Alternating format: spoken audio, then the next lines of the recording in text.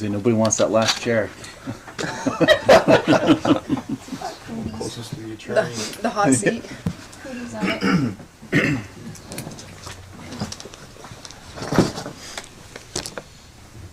It's 6 o'clock by one of the clocks. Well, the one right there is, but I have 5:59. 5:59. Google time. Google time. Well, this is Dell and Apple, so. Mine's Samsung. Yeah. Okay, I got 6 now. Okay. You ready? Willing to go down a little bit. That's what I said. All right, we'll call this meeting to order. Tiffany, will you please take the roll? Councilwoman Garvey, Present. Councilman Brennan, Present. Councilman McCain, Present. Councilman Stokes, Present. Mayor Sykes. President, let the record reflect that we do have a quorum for the Monday, November 14th, 2022 meeting. We'll run down to item number 1, presentation by Dorothy Braithwaite, recognizing Spooktacular volunteers and event awards. So, Darce. Oh, there you are. Hi everybody, Mayor, Council. Thank you all for being here. Just gonna squish in here. We've got quite a crowd tonight. Tonight we just wanted to get everybody together that was part of the Spooktacular event. I know it's been a couple weeks past, but before we get big into the holidays coming up, I just thought it was pretty important to say thank you to everyone that participated and helped out behind the scenes for sure. I just want to say thanks to all the city department heads that helped out. Gene and his crew were phenomenal. They are a big part of the traffic control as well as the streets shutting down.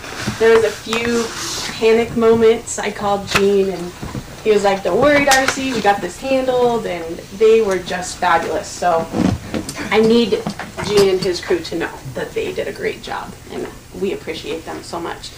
The economic development crew, it's so weird because my department heads aren't here, they're in the back. So Brock, Betsy, you guys, the communications team, they were really big factors in getting out the message that the roads were going to be closed, getting the businesses involved. We had 18 of the 27 businesses on North 2nd East that participated, 8 of the 5 on Jackson Street, and 11 of 13 on Main Street. So we had a really big turnout participation-wise on just the business end. So that was really great. Thank you to everyone that did that. Fire department, Chief Moore and Brian, they're always there whenever I ask anything and everything of them. They're always great. The PD, Russell Griggs, he was big in helping me get the COPs together. So thank you for that. And the Parks Department, Miguel, Todd, and Ivan, they were there the day of, just working tenfold, trying to get trash totes at the hub. They were decorating the hub for us. So if you see those guys out and about, just tell them thanks for helping put that on. So, and then the Recreation Department, we're small but we're mighty, and we couldn't be successful without the city department team. So I just want to thank everybody here in the back room. You guys are great, and we couldn't have done that huge event without them. So now I guess for the main event here, as you guys can see, we have a lot of COPs here. They were volunteers. And these guys are just truly committed to giving back to their community, just in serving as a volunteer. And with an event that big, we have to make sure the pedestrians are safe, everybody's safe and having fun. And for them to take, 2-3 hours out of their day to help keep, over 1,000 people safe, that's pretty huge. So we want to thank you. And we had some special volunteers from Richard McKenna. If you guys want to stand up, Ellie Hartman and Tanner Sayer, if you guys want to come on up here. I sent an email out to Richard McKenna. These guys are really great. they always want to be out in the community helping. And I couldn't believe it when they said, yeah, we want to help as a crossing guard. I thought, oh my gosh. As a parent, I was like, I can't even send my kid out there. But by golly, they went out there and did it. Did you guys have fun? Yeah? Quite an experience. So I do love the part where I saw Tanner, he was eating a piece of pizza and he was waving cars. Good job, buddy. So anyway, we have a little something for you guys. And it says, thanks for spectacular traffic control.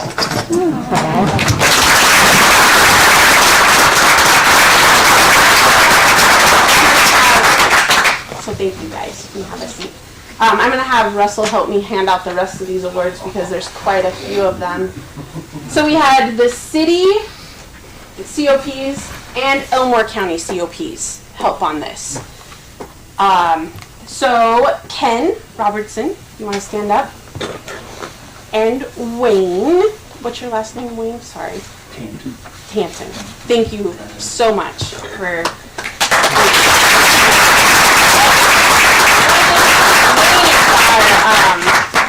I don't know. He's like the celebrity traffic control right there on, what was that, Maine and American Legion. So yeah, he did a great job. Thank you so much. So we'll probably get everybody together and have a big group photo here after I get done. So the Elmore County COPs, you guys want to come on up? No? Too bad, you have to. Come on up, Cliff. Cliff Hair, kind of, he was the one in charge. He wrangled everybody. Hey, we're here anytime you need us. So we have Don Scheffler, Gary Hall, Joe Dunavant. Sorry if I butchered that. Dunavant. And then Gerald Burnt. They were on that night helping out. And then we did have a volunteer from the Mountain Home Air Force Base, Seth Buchanan. I don't see him here tonight. So, yeah, thank you guys. And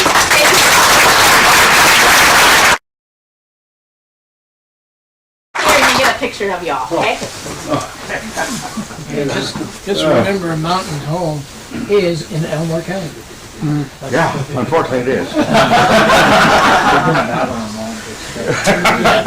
Just don't tell nobody. Is that up in the debate? You're awesome. Holy moly. Thank you all for your patience. Yeah. Talking most photo bomb it. Hide. Yep.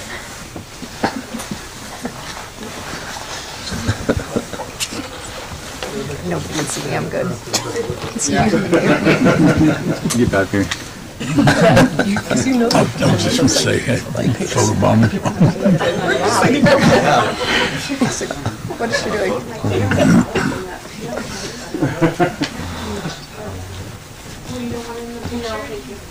Sorry, I'm having difficulty.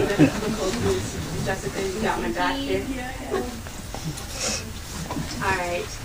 So thanks again for being there.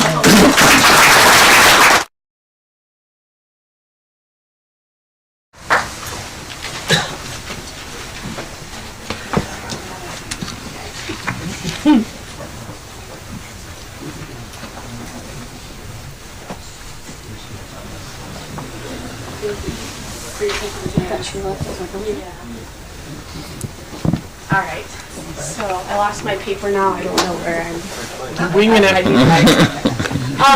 Yeah, winging it. So next up would be our most spectacular awards, and part of this this event, we here at the city, we like competitions. So we thought that it would be fun to extend the competition out to everyone in the community. So we have a most spectacular business category, and then a most spectacular trunk or treat category for the community. And the business winner was Mountain Home Pro Real Estate. All right. And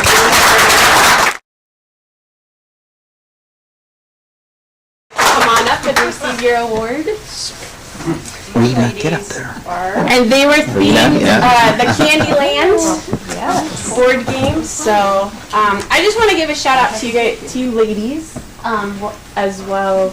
Thank you so much for your, I guess, community involvement. And anytime the recreation department needs a sponsor for sporting events or league, anything and everything, you're always right there for us. So I appreciate that. So You're doing a great job. Parks and Rec is amazing. So, thank you. thank you. Thank you.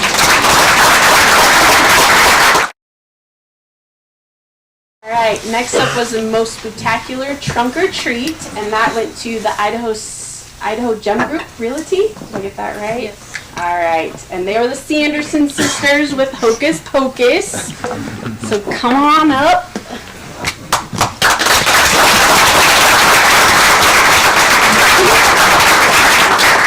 Jessica's getting the pictures for us. All Get low. right, thank you so much. The photos come up. I just figured it out too. Don't know. We'll know next week. All right.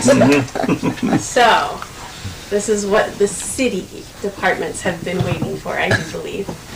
And we decided to do traveling trophies this year. So we at least, I don't know, we're not scrambling for trophies at the last minute when we have these events. So we will start with, should I go? Yeah, I might as well stick with spectacular, right? So the most spectacular city department winner this year. Oh my goodness, I don't know if I want to. You can tell It goes to City Hall.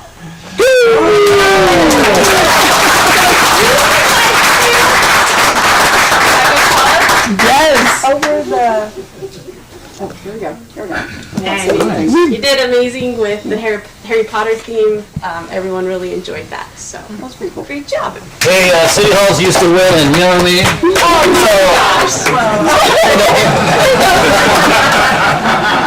This is the first time they won in a while. Just kidding. Okay, and then we had another little special new event, I guess you would call it, the Scarecrow Stroll. There's several familiar faces in here that actually participated in that, so thank you. And they all got their awards, but our city department did not get the award, and that would be the Mountain Home Public Library. Yay.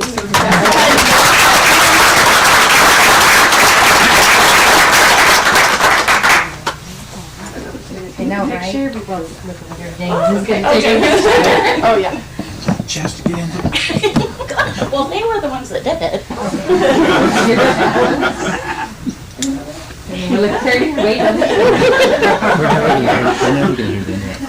I know. I said that when it started.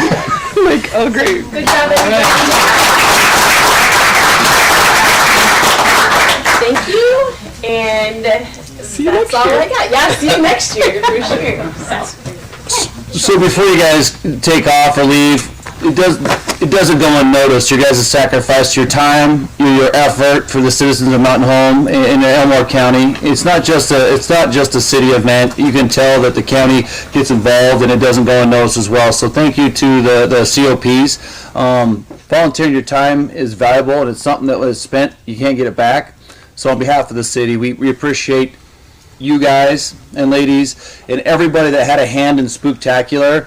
The event just keeps getting bigger and bigger and bigger, and hopefully we can extend it even more blocks. But it's a very important event that we believe that gives the kids an outlet with supervision, with your guys' help, that they give a safe space that they can go and have fun at Halloween. So on behalf of me and the city, thank you for all what you do. Council, do you have anything? Thank you. Yeah, thank you. Thank you. Thank you, guys.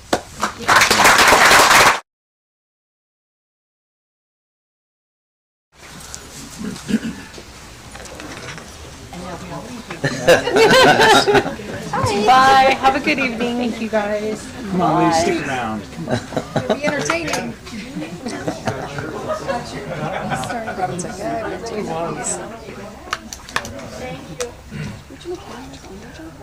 I love those. That's my phone. All right. You guys want to come in? Be part of the Cool Kids Club now? You're in the front seat. I want to see Chief Moore's face.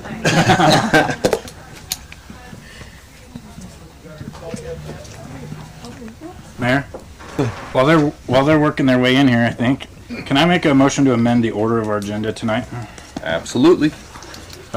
If the council would so allow, I'd like to pull item D from the consent agenda, as well as the swearing in item that's by itself, and just put them essentially together at the top of new business, just for a procedural issue, I suppose. Council have any issues with that? No, I'm fine with it. Okay. All right, what we'll do is run down to department head comments. Department heads, you guys back in? All right, we'll start with Chief Moore. City Hall, your fire insurance is still intact. We'll be good sports. Absorb the loss. 365 more days of that. And Mayor and Council, so just like to report that we had 4 of our rookie firefighters that got promoted to the wearing of SCBA status, or breathing air machines, as a lot of people may think of them.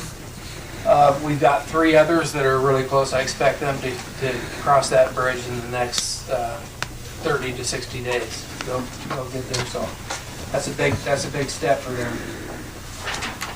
Training has been going very well. We've had a really good participation. That's always good. Fire response, our calls are creeping up. It's that time of year, so nothing new and surprising about that. Departmentally, doing a lot of work on the CIP and working on our strategic plan, what we've been doing internally. And we, just this past Friday, a group of people got together, firefighters got together, and we're working on putting together a training for a physical abilities training test that we'd like to get incorporated into new people as our next hire round and get that in there. So it'll be, I really was impressed with what I saw and the effort that everybody put into that. So looking forward to getting that put together and having something that'll make our department better in the future. Fantastic. Interim Chief Thompson, you have something? I do, sir. Mayor, Council, 3 items. The first one is congratulations to Corporal Holloway of our department. On the 4th, he received an award from the Elks Lodge for his participation as an SRO in drug awareness education. That award has been pending since 2020, but since COVID hit, the award had been delayed. So congratulations to Corporal Holloway for that.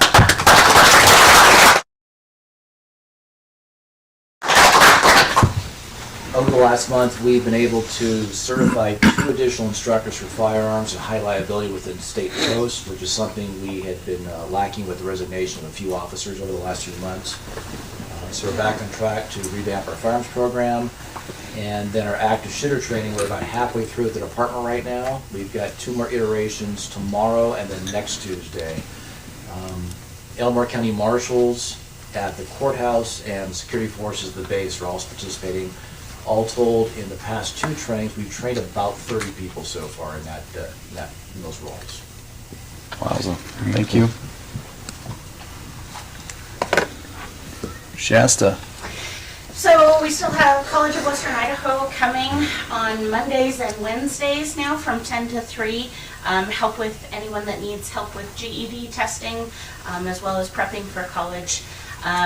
We also have Bianca here, and she does our children's programming. She's the youth services coordinator. So she runs bilingual story time, which is every Tuesday, regular story time on the same day. She also does music and movement on Wednesdays and Fridays, STEAM Tykes on Wednesday afternoons, and Thursday's Crafternoon. And she just put on our family reading program as well last week with Stella Luna as our special guest. So she is amazing.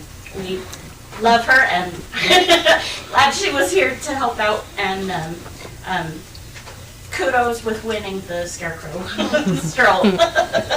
And then I have Jessica here. She is our teen and adult coordinator. She runs the programs such as our Nerf Battle after hours.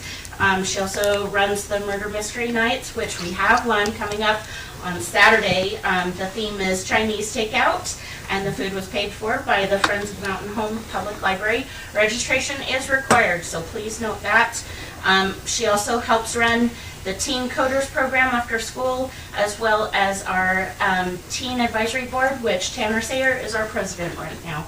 So we're happy to have them in the meeting so I can show them off. And then we also have, to celebrate with NaNoWriMo Month, National Novel Writing Month, Mountain Home High School teacher Mrs. Morey will host a creative writing workshop tomorrow for ages 9 to 15.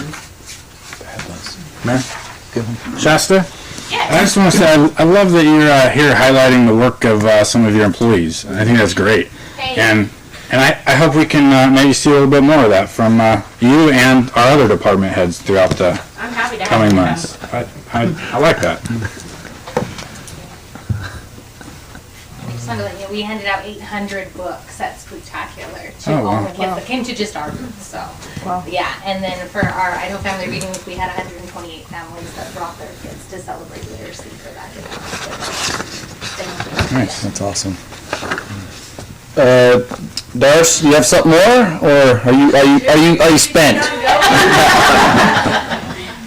Right now, we're working on our spring quarterly book, so we're planning for, more awesome programs and events.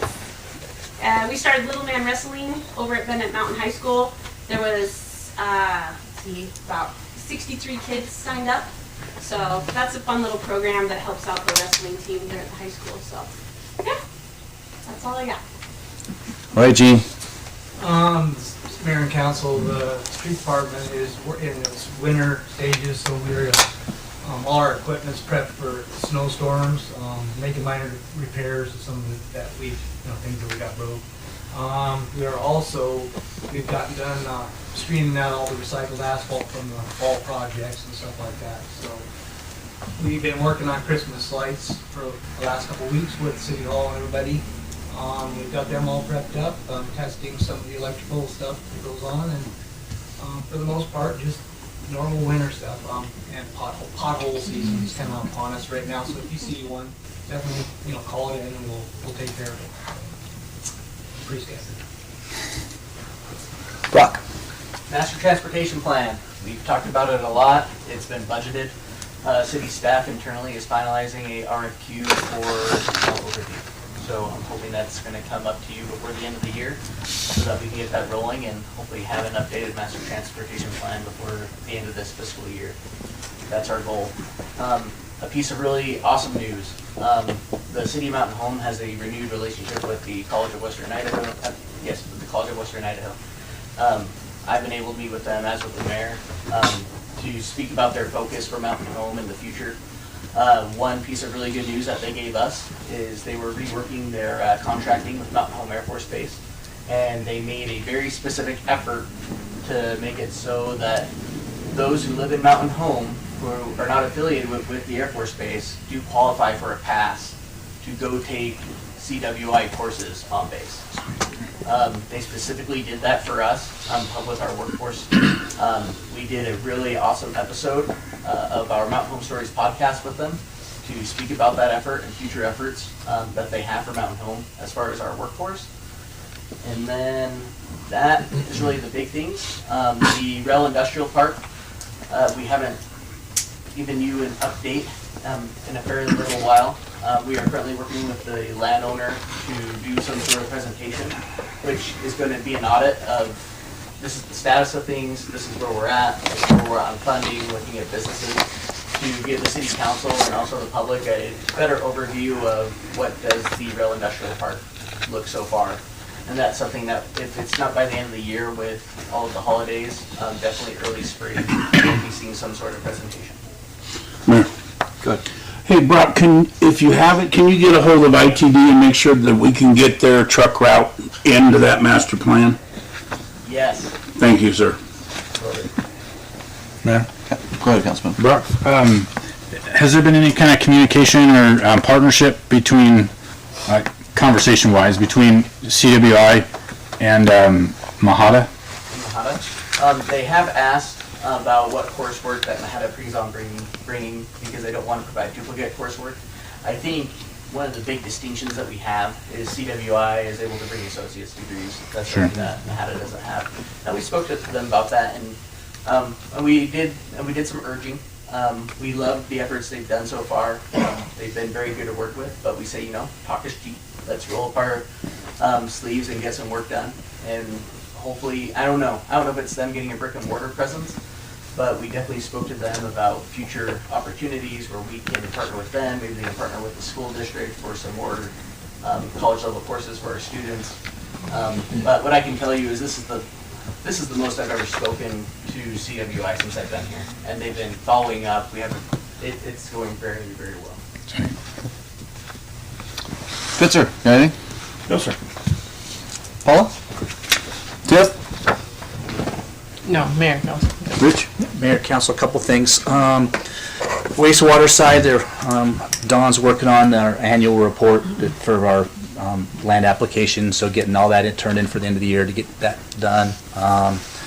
We've been answering questions on our design project for the new sewer transmission line upgrade that's going by the hospital, that area there. So we've just been answering questions, if you drove by there was some potholes that they potholed to see where some of the lines were, things like that.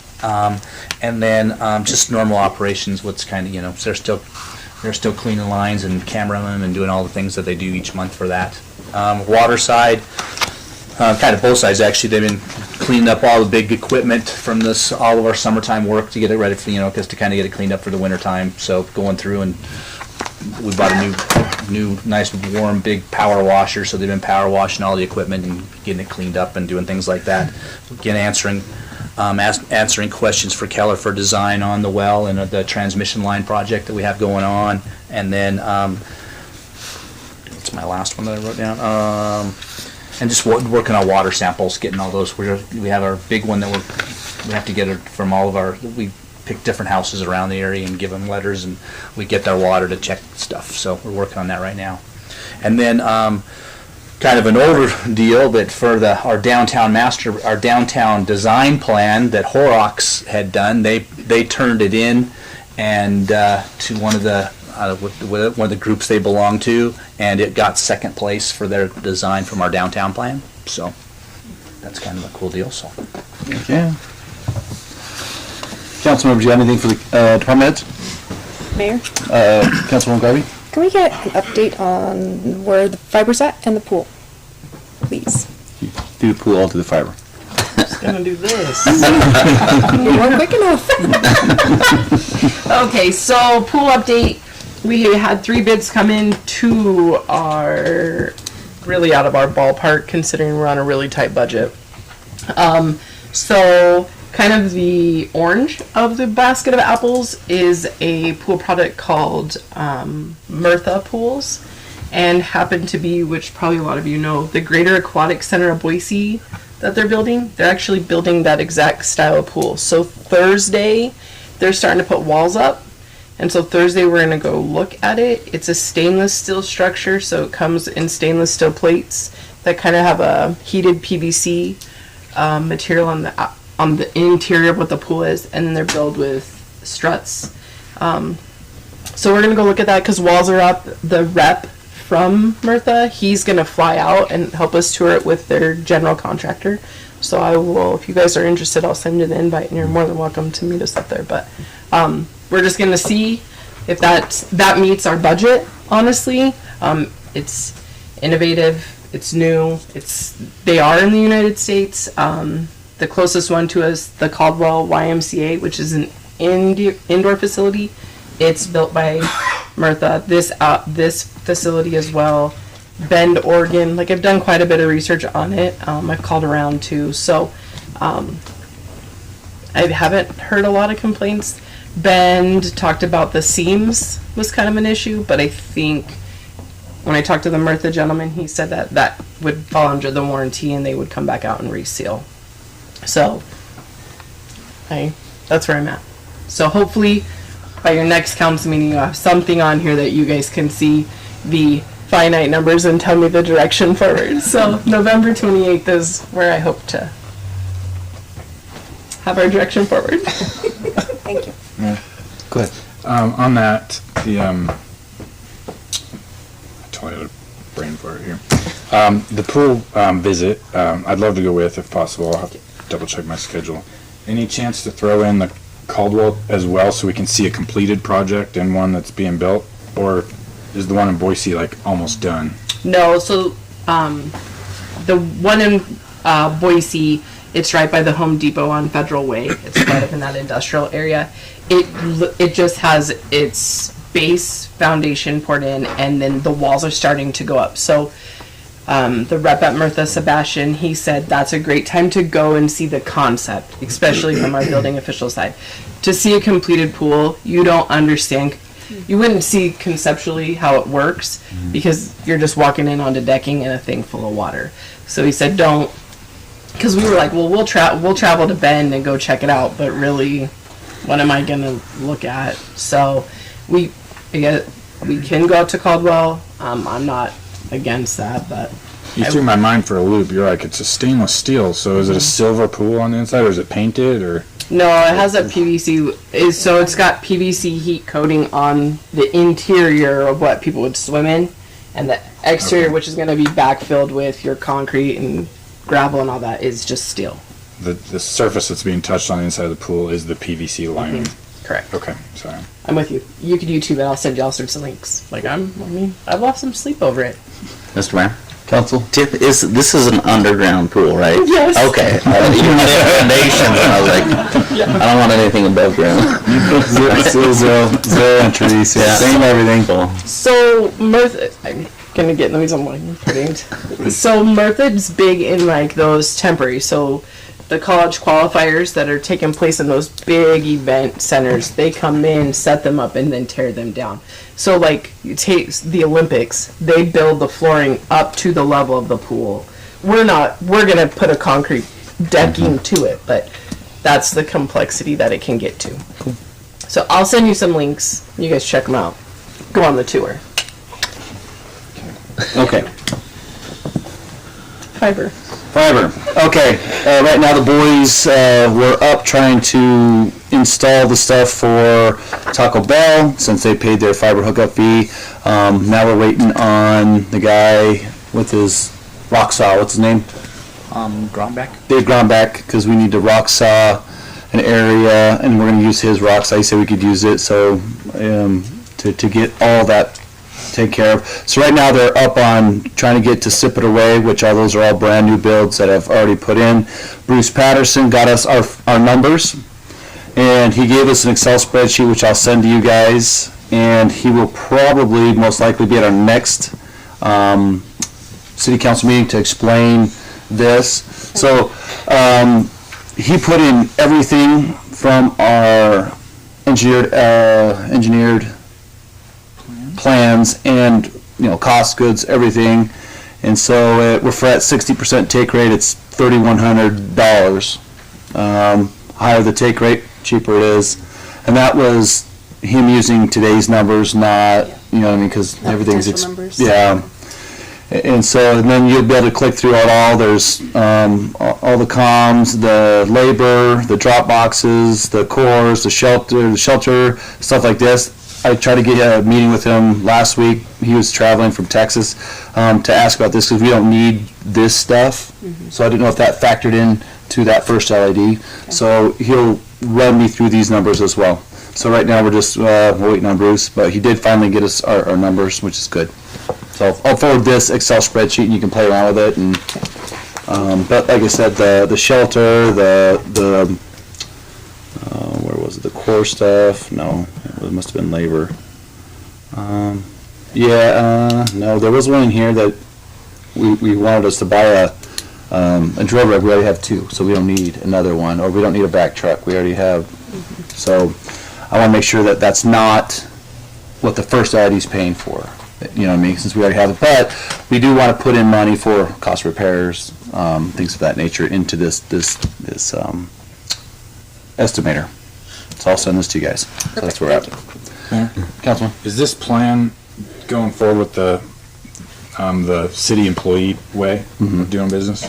So I did have Sawtooth reach out to me, and I said, Well, if you can get down to, oh, what was it? Labor, $6.83 a foot. $8.63? Yeah, $8.62 a foot. He started laughing at me. He's like, I'm at 17. I was like, well, then I can't. That's why it was, what was it, 2.7 million? Yeah, this was in-house. This quote estimator is in-house. We'll follow on that. Thank you. You're welcome. Alrighty, see here, conflict, so has any council member received information pertaining to or otherwise had any conflict with any person regarding any items on this city council agenda? If so, please set forth the nature of contact. Hearing none, we'll run down the consent agenda. Currently, council members, there's item D pulled for new business. Would you like to talk about any other on the consent agenda or ask about, poll? Mayor, Councilwoman Garvey? I have a correction to the minutes, page 21625. It says 173,000. I said 175 at our last meeting.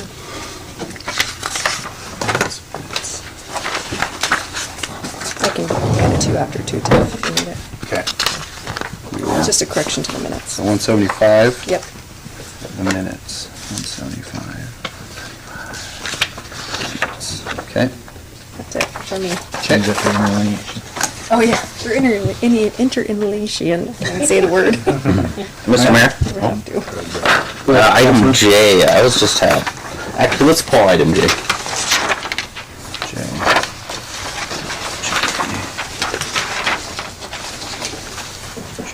Okay. Councilman Brennan?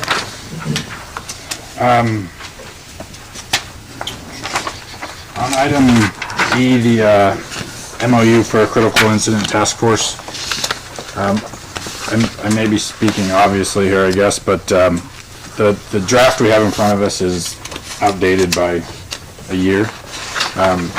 Can we update that to current date, as well as the signature blocks for our chief of police? Correct, yes. I do believe Chief Thompson, that was just some simple language was being changed in that MOU with ISP, is that correct? Okay. Yes, we can get that changed. Okay. And I guess for the record, just to be clear, maybe Paul can make sure I'm doing it right. I'll identify a potential conflict as I work for one of the agencies on this MOU, but I'm not in control of it in any way. And you do not, where the conflict would come in is if you derive any kind of economic benefit by virtue of it, then no. Okay. That's fine.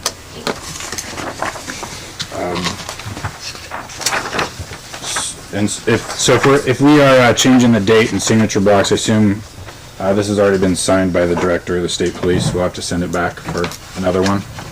Is that true? Yeah, I mean. Okay. So I just asked to change the date and the signature block by interlineation on item E. Okay. And one more thing, Mayor. You bet. I don't, at this time I'm not ready to pull it, but I'll have a quick conversation about item G, which is the declaring surplus property for the Chevy Camaro. Okay. Let me pull that document really quick.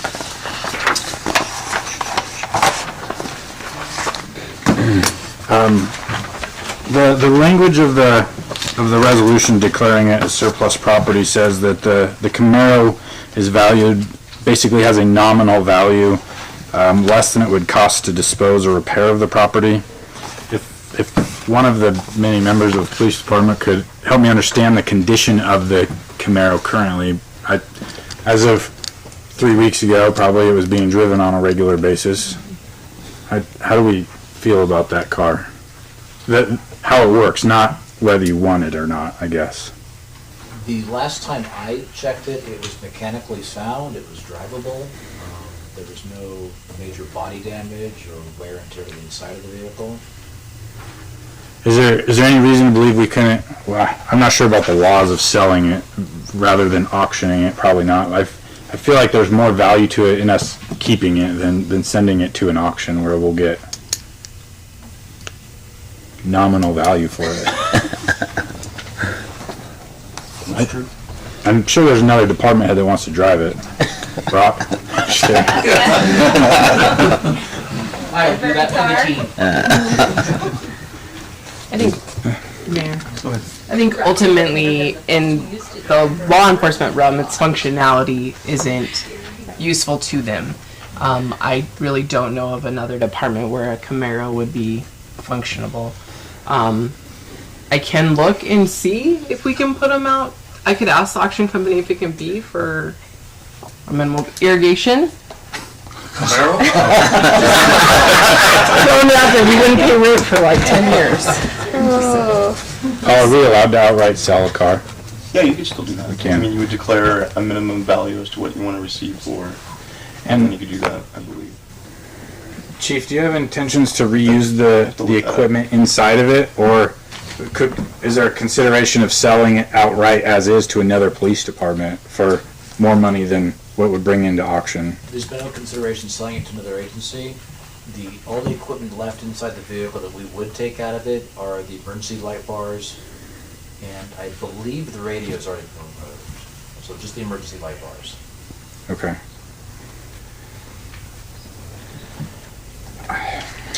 I guess I'd like to have a further look into this and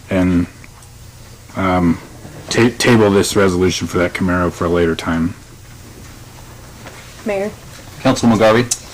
I have to kind of tend to agree a little bit here. If this car, we could get a little bit more money out of it, we might as well just sell it outright rather than take it to the auction. With also the caveat of, as a council, I don't know that I feel in my own opinion, it's not our say to decide what that department may or may not need. If they decide they don't need the Chevy Camaro, then we get rid of it. But I agree, we sell it for more than just the auction. Auction's the easiest route, I feel, but if we can get some more money out of it for the department. Mr. Mayor, I agree with Councilwoman Garvey and Councilman Brennan, especially because the car only has a little less than 60. It seems like it's valuable. So, I'm fine with that. Paul, so you're saying we can sell property? I thought I always had to go to an auction with a minimum bid. I know that's certainly true with real property. I'm actually reading it right now as to personal property, just to make sure.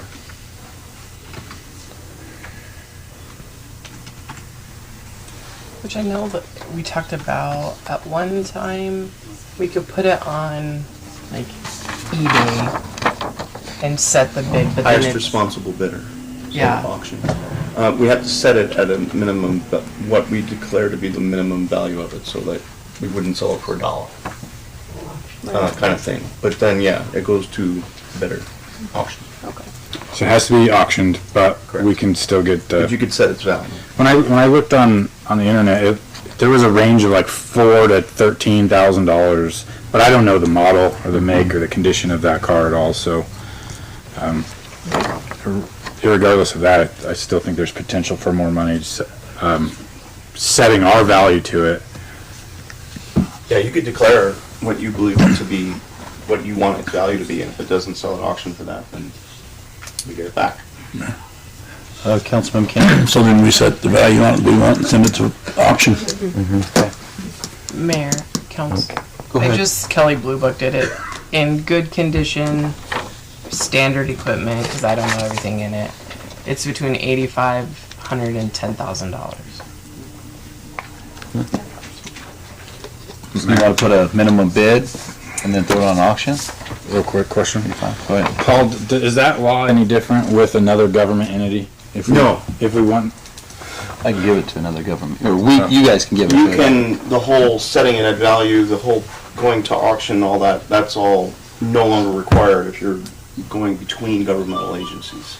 We can outright sell it. You can outright sell it, give it, transfer it, trade it, whatever you want to do to another governmental entity. And there might be another police force out there that would like to have a vehicle like that, and you can come to an agreement on the price, et cetera, et cetera. So that's another option. All right. Good.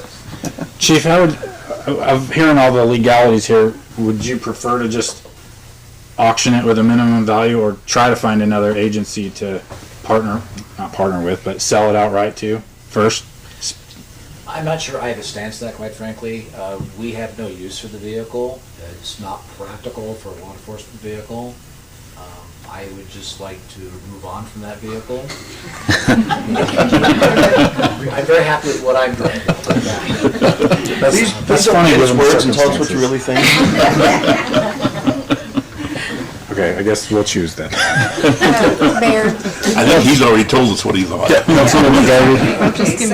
Yes, exactly. So we know where this stands, so let's not, okay, anyway, however, I think if we send it to an auction with a crazy minimum bid, we're not gonna get it, because when people go to car auctions, they go for a good deal. They don't go to pay a retail consumer price, so I think we need to make sure that we're really think carefully about that price, or we're gonna keep getting this Camaro back and forth, and the $1,000 we may have made is gonna be wasted with gas, etc., insurance, wear and tear, so. So what do you guys want to do? That was item F, right? I guess I would say let's do a real true Kelly Blue Book or native value on it, and maybe reduce it from that 500 or $1,000 or something. 1,000. At least 1,000. Yeah. Can we throw it on eBay? That's an auction. If eBay will allow it. No. Yeah, that's fine. If everybody else is okay with that. Yeah, Yep. yeah, I mean, you know, $1,000 is $1,000, but to keep getting it back or keep having to fuss with it, it's gonna cost us more keeping it. So let the auction company know that we want this minimum bid. Okay, and then she'll get you guys the real number, send it to you guys. Okay. Maybe the guys at Thrifty could help us get a true value for what an auction was. I know they do auctions a lot. All right, so item F, is that the one? Yeah, item F. Right? Yes. Okay. Does that need an individual vote, or can we just move on with that? Can we approve the consent It agenda? was on consent, correct? Yes. As long as whoever is approving the consent agenda marks that as one of the decisions in that particular line item. Did you, forgive my lack of memory, did you pull it off of the? No, he just talking. Just it was a clarifying Yeah. question regarding it. No, Right. then just approve it, and then just make whatever clarifying points you want. Okay. Right now, council, I've got pull D, F needs some clarification, and then pull J. Anything else? Changing the minutes. Oh, changing the minutes, and A, sorry. Okay, Mayor, I'll make a motion to approve the consent agenda with the following changes. Item A, the correction to the minutes, to 175,000. Pulling D, item E, we are going to change the date and the signature block on the memorandum of understanding. Item G, we are going to set the price through the council with an email from the clerk. And we are pulling J. Okay. The motion and seconded. Any further discussion? Hearing none, I'll call for the question. Councilwoman Garvey? Aye. Councilman Stokes? Aye. Councilman McCain? Aye. Councilman Brennan? Aye. Alrighty. We're gonna run down to, since we've made a change, there's no swearing in of Police Chief Thompson, so I guess we'll just go to item number 1, removed from the consent agenda. Just kidding, item D. And the addition of swearing in of new Chief Police, City Clerk. Councilman Brennan. I guess I'd just like to tell everybody, I asked for your permission to do this, made this request because I think this decision warrants an individual vote, an individual public vote to either show our support or maybe lack of support, whatever it turns out to be. But rather than just putting it in the consent agenda, I wanted it on its own. Also, the chief was gracious to do a little TV interview that I don't think really told the full story of his comments and what he wants to do with the leadership of Mountain Home. So I was hoping that we could have him come forward and tell the community and the council that may have missed it how you decide how you want to lead the department forward in our city with law enforcement.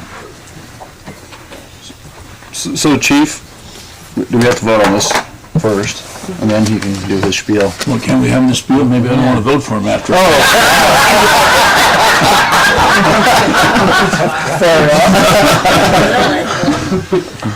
Good. No.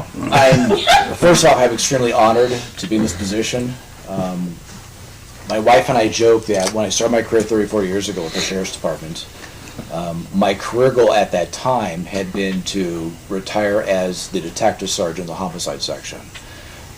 I've been able to achieve a lot of goals in my career, leadership goals, detective goals, and I retired out of Washington last year hoping to find a small town department that I could use my experience and my past knowledge and abilities and bring forth and help develop and mentor newer officers as they rose up through the ranks. It's always been my passion in growing and developing those officers.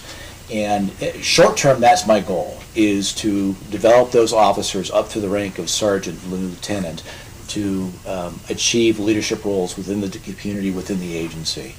I've always led, the statement I always tell my folks is, I can delegate authority, I can't delegate responsibility. So as long as they follow state law, they follow department policy, they follow city guidelines, I will always back them. There may be teaching moments involved in those, and a few of the officers here in attendance have already realized that. But I'd always want to back my officers and make sure that they're part of the community. And something I really want to use with this department is moving forward with the community, getting us, we're very much involved as it is, but I want to be more involved as a department rather than seeming separate officers. So I'm very much looking forward to the opportunity. I thank you for this, the time I have now. Mayor? Councilman Brennan? See, I'm going to put you on a spot. I got a question for you. I'm not going to try to repeat it because I'll totally mess it up, but you made a comment at your interview. I'm just kind of steering the ship here. I'd like to say it's a joke, but it's not. Something about not bringing Western Washington law enforcement to Mountain Home, Idaho. Yeah. Like we're probably a different breed here. Better. Very much so. And I hope it stays that way. That's just my opinion. Yeah, that's one of the things I definitely hope to keep out of Mountain Home PD is the influence of certain political subdivisions to our west. I made the joke a little over a year ago when I was sworn in here, introduced to the council as a lieutenant, that I was still getting used to people waving at me with all 5 fingers. And that still stands. I absolutely love the environment here. I love the citizens that I work for. In my mind, that's the key. I work for them. You all may sign my check, but I work for them. I love being part of this community. My wife and I have embedded ourselves in many different ways.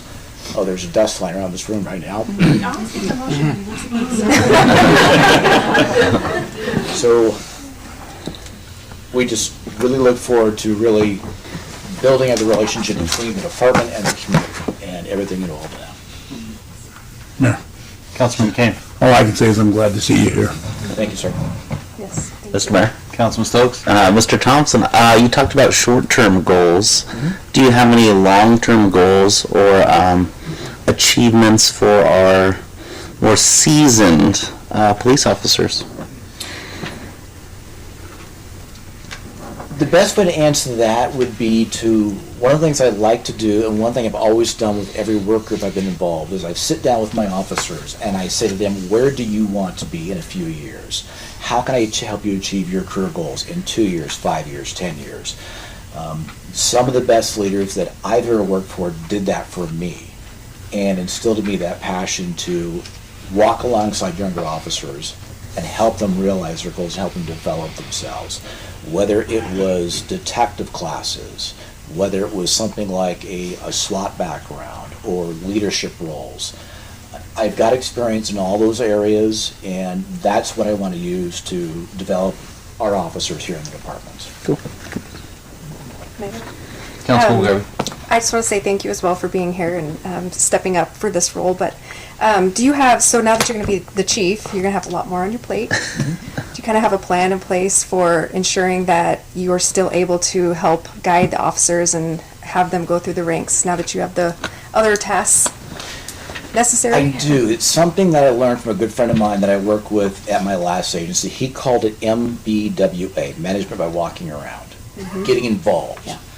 I can't be a figurehead at the top of a pyramid and simply issue orders and decrees. I've got to get involved in people's lives. The interagency SWAT team that I was in charge of in my last agency, 38 officers, I knew all those folks intimately. I knew their wives, I knew their kids, I knew their dates of birth, I knew kids' sports events.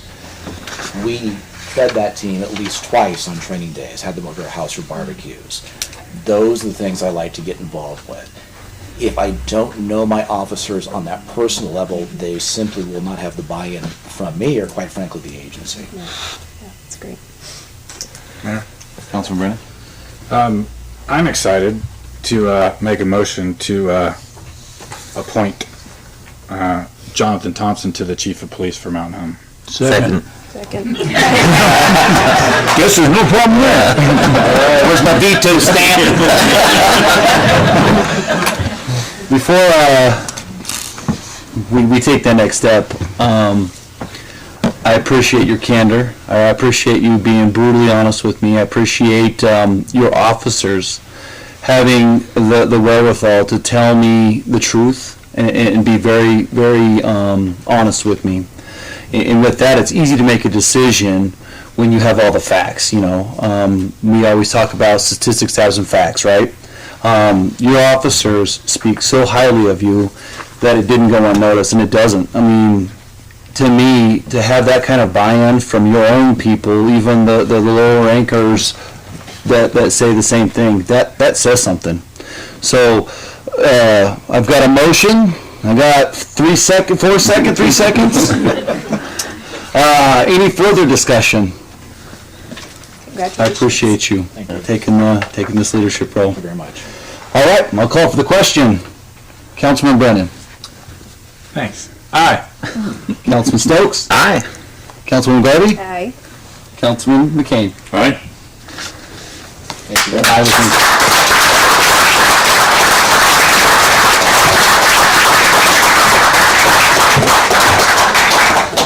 I wore my blue shirt just for you.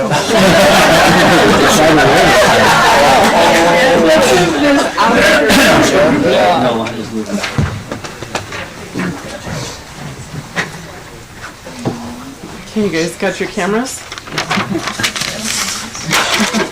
I wish for the family. I didn't take it this time. All right, Chief, got raise your right hand. I, Jonathan Thompson, I, Jonathan Thompson, do solemnly swear do solemnly swear that I will support the Constitution that I will support the Constitution and laws of the United States and laws of the United States and the Constitution and the Constitution and laws of the State of Idaho, and laws of the State of Idaho, and that I will faithfully discharge and that I will faithfully discharge all duties of Chief of Police all duties of Chief of Police for the City of Mountain Home, Idaho, for the City of Mountain Home, Idaho, according to the best of my abilities. according to the best of my abilities. Thank you.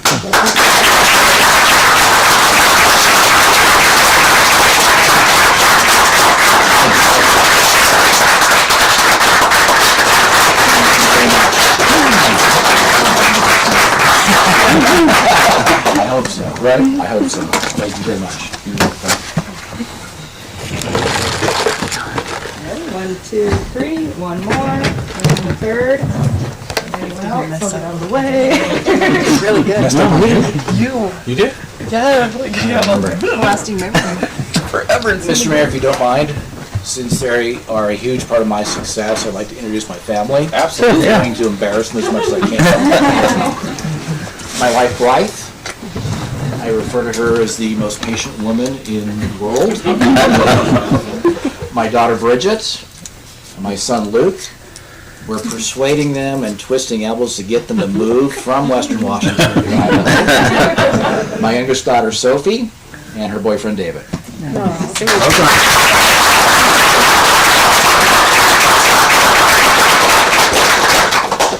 We appreciate you guys making the trek down, not only for Chief Thompson, or I guess Dad,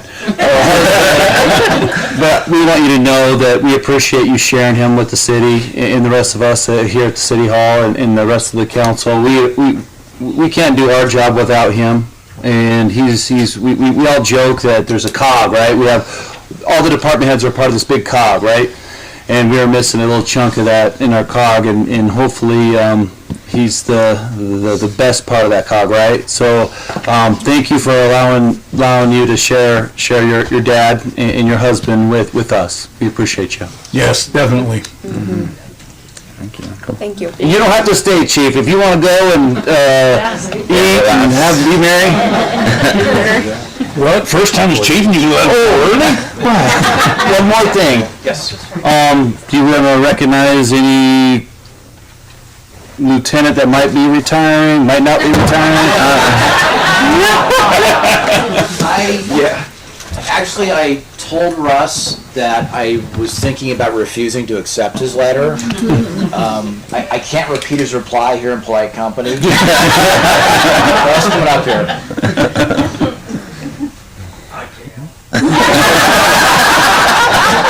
Yeah, what are we gonna do? Fire him? So, Lieutenant Griggs has put in his notice to retire effective the 21st, which is, I believe, next Monday. After a little over 24 years. Yeah. So his leadership and experience will be greatly missed. And we're not going to leave you alone. We're going to tap into your experience. Just don't accept it. Drive around calling parking points on my So we got this orange Camaro. See you. You look good on the farm, Russ. I'm not sure which farm. Thank you, Russ. Thank you, Russ. Thanks, Russ.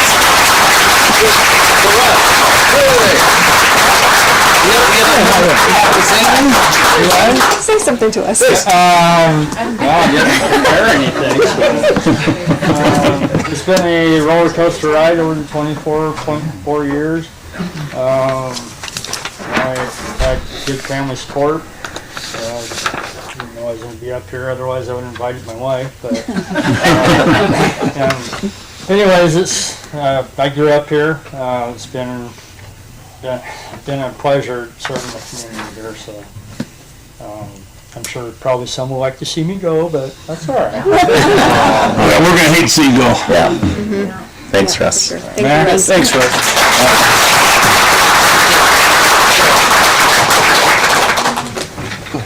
Lieutenant, before you sit down, I wanted to put in my 2 cents. I'm so appreciative of your service here for the many years and the mentoring you've given to the officers that I know I'll look up to you there. So we're going to miss you, and your shoes won't ever be filled with the knowledge that you have here.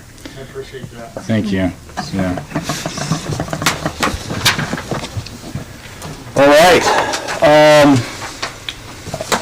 Jay. Stokes. Oh, that's rare. I just wanted to put Mr. Urquidy in the hot seat for a hot second. All good. This was an amendment to all 17, but it talks about a lot of stuff within this amendment. Talks about waterline projects, pipelines, ADA ramps, DOD funding, city shops, all sorts of stuff. But then what I was interested in was the modifications to Well 17 design to address and hopefully solve the sand removal. Is that correct? Correct. And do you think this will be the last modification or amendment to this agreement? I would hope so, Mayor, Council, I would hope so. I think that's why they had kind of some of ththose things, like the sand separator design, I mean, they have that in there. We might not have to have it, but they just wanted to make sure it got in there. I can't guarantee that it won't be another one. Yeah. But I think that when we looked at the full scope, because what kind of some of it was, if you kind of read, when I was, read what's kind of going on with it, that, as you know, that the College Park came in way high, so we didn't do that. So we want to try to look at bundling this into that, because that would save mobilization.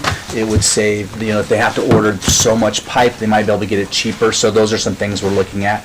So that wasn't into it. Now, that would basically be like a savings, because originally in the College Park water line project, there was 900, almost $100,000 in the construction engineering. So that would be lumped into this one, so we wouldn't pay that one, but it would be in this one. So that's kind of looking at some of it. And then just this was, the original scope of work was over, I think, 10 months, and this is going to jump it a little bit longer. So those are some things that were in there with that. Okay, Mr. Yakiti, I was just curious too, with that, I guess delay, it was adding, 5 months to the construction schedule.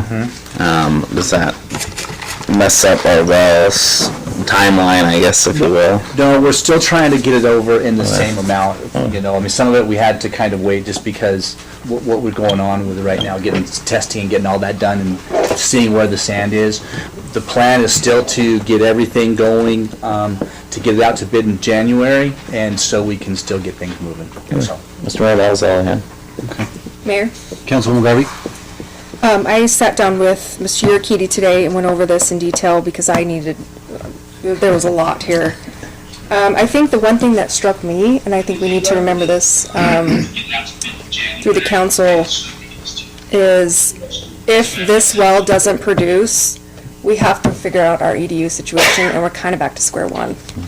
We're negative 800 right now, and so we need to watch this well pretty carefully to see if it's even going to suffice what we have. So, otherwise we're going to have to be starting a new well 18. So. Mayor. Councilman Brennan?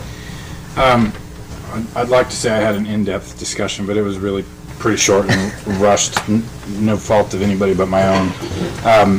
As I had a chance to talk to Mr. Urquidy about this, I'm struggling with approving this, not knowing where we stand with well number 17.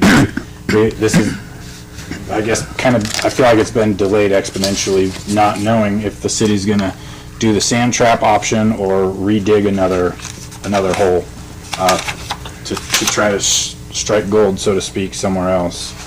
And without knowing the true, I guess I'll call it the details, or how in-depth the original amendment number 1 was, and now seeing things like a roundabout that I've never heard of being planned for at all.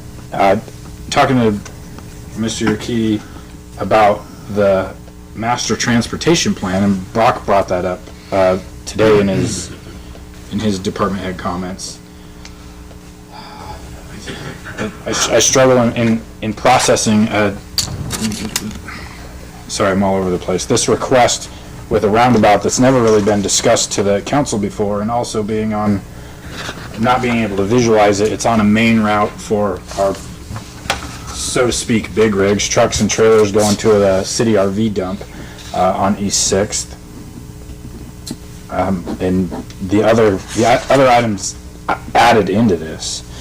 We talked about it being paid for out of the federal grant that we received. I guess I don't quite understand fully what all options that money can go towards. I'd like to see the council have an answer for what we are going to do with that well that's just sitting there right now before we proceed with this amendment that's consultant agreement number 1, whatever it's called. Mayor, if I may, really quick. Go ahead, Councilwoman Garvey. So, I 100% had the same concerns, but correct me if I'm wrong. This mainly is just getting together the entire scope of work to go out, to reach out to Keller and Associates, to get bids on these projects, because these projects can be included in that $6 million grant that we have. So, with your concern about the well still can go on. the well still will go on. However, with this amendment, this is allowing us to go and wrap all these things into one. And just go out for bid. This doesn't put us in concrete, doesn't sign any dots. This is just saying, yeah, you know what, let's put it all together. Am I correct? Okay, Mayor, Council, that's correct. okay, Yeah. okay. Yeah, so they have to get, we have to get the bid documents put together, and that's the crucial timeline right now. I think we're at 60%, so we're gonna, we're still working, we gotta get it to, But the well is still focused on the well and still working on it. Mayor, Council, no matter what, I mean, if we only get 800 gallons per minute out of that well right now, that's what we will do. I mean, that well, where it is right now, we will do something with that. So we have it right there, we can do that, and then we can see, that's where we have to figure out, we're still under contract with Hiddleston to kind of, see where we are going to do with the well hole. I mean, we need to see where the sand came from, so those are some things we're working through. I mean, unfortunately, we might have a work order that might, obviously it's gonna cost more to do some of those things, so that's gonna come with that cost of the well, so, with the construction piece. But 800 gallons, I mean, that gets us, like you said, and that gets us to even, and then, which, Ish, yeah. Even-ish, yeah, so. And the other thing that, I'm just reiterating what we talked about because it helped me a lot, is that basically this Keller and Associates is going to be the consultant and overseer engineer of all of these projects, because all of these projects are in our CIP plans, in our plan, our future plan, and we have to have amendment, something in writing for them to overlook it. Did I say that correctly? Okay. Mayor, Councilman Brennan? where did this roundabout come in?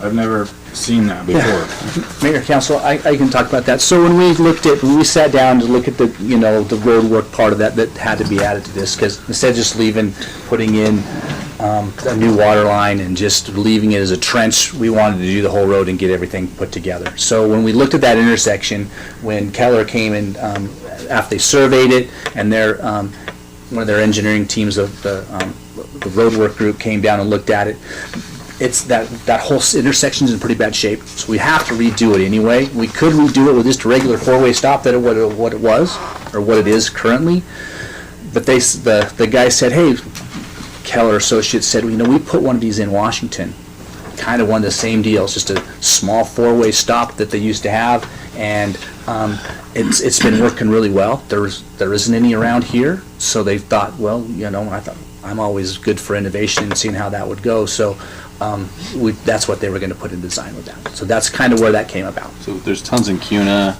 Caldwell has them, Meridian's got a few, I think.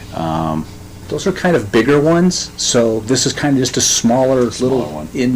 Just enough to confuse us? Just enough to confuse you. Go ahead, Councilman. I'm assuming that this does not have the raised middle, still has the lower middle section, so It's if a a little bit- longer trailer does get hung up, they can drive right over the top of it without Mayor, any Council, damage. it is a little bit higher. Right, but it's kind of not bold, nothing- But it's nothing yeah, to do. no, You can, that's- because we knew that this is around a school, so a Right. school bus would basically be able to go right over the top of it and make the Yeah, turns. okay, that's what I figured, I just wanted to make sure. Councilman Brennan? I think Councilman McKean kind of just touched on what I was going to talk about. We're following other cities or whatnot, but I still ask, why that intersection? Why does that intersection need a roundabout? There's like very little, it's not a high congested intersection.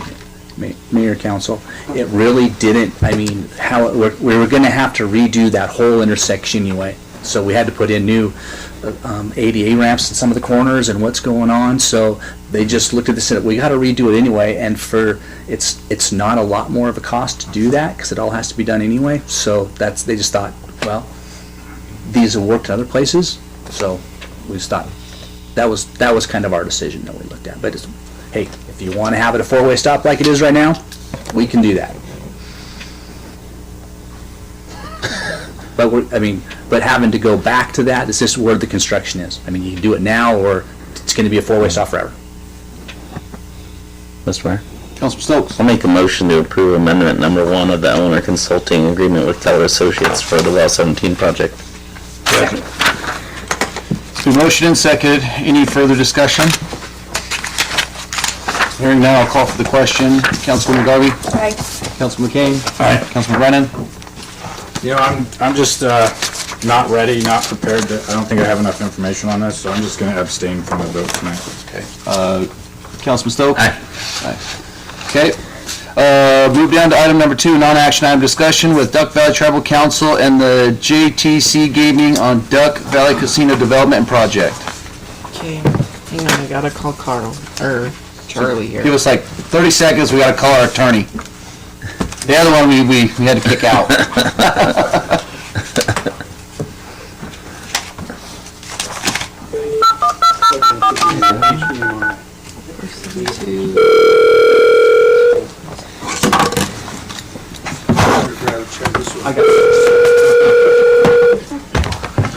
Somebody need you to come over right over here a second.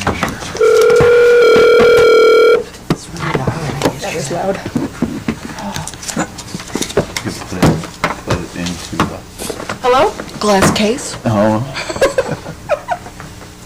Charles? Nicole? This is Nicole. Charlie's gonna be here in just a second. Okay. Hi, Nicole. You have this Tiffany, but Mayor Sykes and all 4 council members are here as well. So. Great, thank you so much. Yep. Ready? Yes, sir. Mr. Mayor, council members, I'm Craig Hunter. I'm a lawyer from Los Angeles. Don't hold those two things against me, by the way. And I'm here with John Steiner, who's the head of JTC Gaming, who's going to be the developer of this project for the tribe. I have the chairman of the tribe, Brian Mason, and member Lindsay Manning with me. I think I can get through this in about 10 minutes and then take questions. But if you want to ask me questions along the way, that's fine. But I have to say, I've been in front of previous councils or members of the council over 2 or 3 times.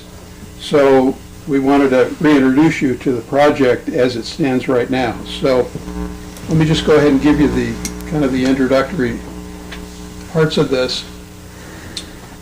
So I'm going to be covering the team of the project, what we're proposing, the site, what the approval process is with the BIA. This is something that a lot of people don't understand, and what happens after that with the governor, and timeline, economics, and the benefits of the city. So starting with the team, starting with the tribe, it's a tribe through the business council that will be overseeing the project with the developer. We're going to have a development committee, which will be members of the council and members of JTC Gaming. So the business council, as it stands right now with the tribe, has 7 members, 6 members, including the chairman. Then the council is going to appoint development committee members, which we think will be a couple of members from the tribal council. So that's the plan. Then you probably, a lot of you on the council know John Steiner. He's developed the big wind projects up here. Johnny developed the landfill for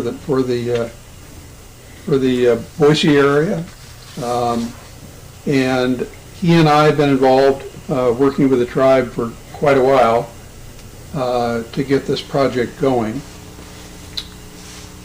So now I've been working with a lawyer, John Schultz, who was with a Portland firm, and I was with a bigger LA-based firm. But he's probably one of the most experienced lawyers that I know of who've worked with tribes in the Northwest as well as in California on getting them the entitlements from the BIA to gaming. Typically, in California, involve tribes that are restored, where the reservation, they've been there a while, and California decides that they're going to be restored, and they still need to go through the process with the BIA. And then also tribes that have wanted to go off their reservation a little bit to develop a casino because it's not feasible on their reservation. This gives John's extensive history in doing that kind of work.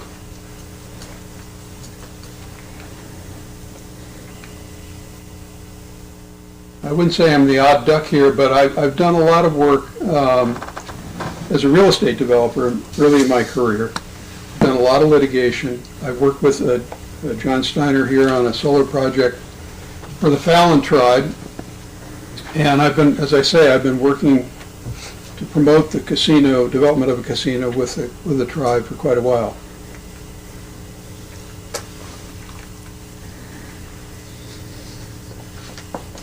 So the tentative plan is that we have right now 20, we'll get to that in a minute, a little over 20 acres right now with the possible addition of some BLM land. And the plan is to build a footprint that's at least 100,000 square feet with room above to expand and maybe build a hotel inside of that. With room to build restaurants, concert space, and that sort of thing.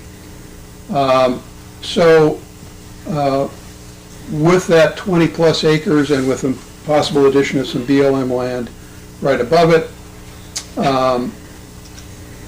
plan is to have develop a solar field, and John Steiner can talk about that in a minute, to provide all the energy for this project. It would be the first Indian casino that's fully off the grid and supported by renewable energy. So that's part of the plan, and the future part of the plan involves building a conference center, horse racing, and a rodeo.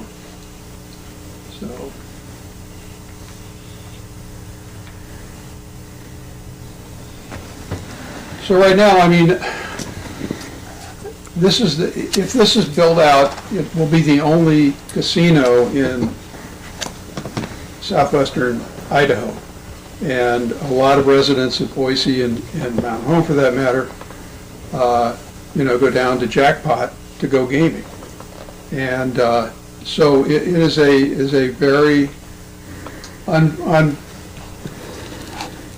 it's a market that hasn't been developed yet, and we think it's going to do quite well. We've already done a preliminary study. So if we were able to acquire some of the other properties, it would amount to about 197 acres total.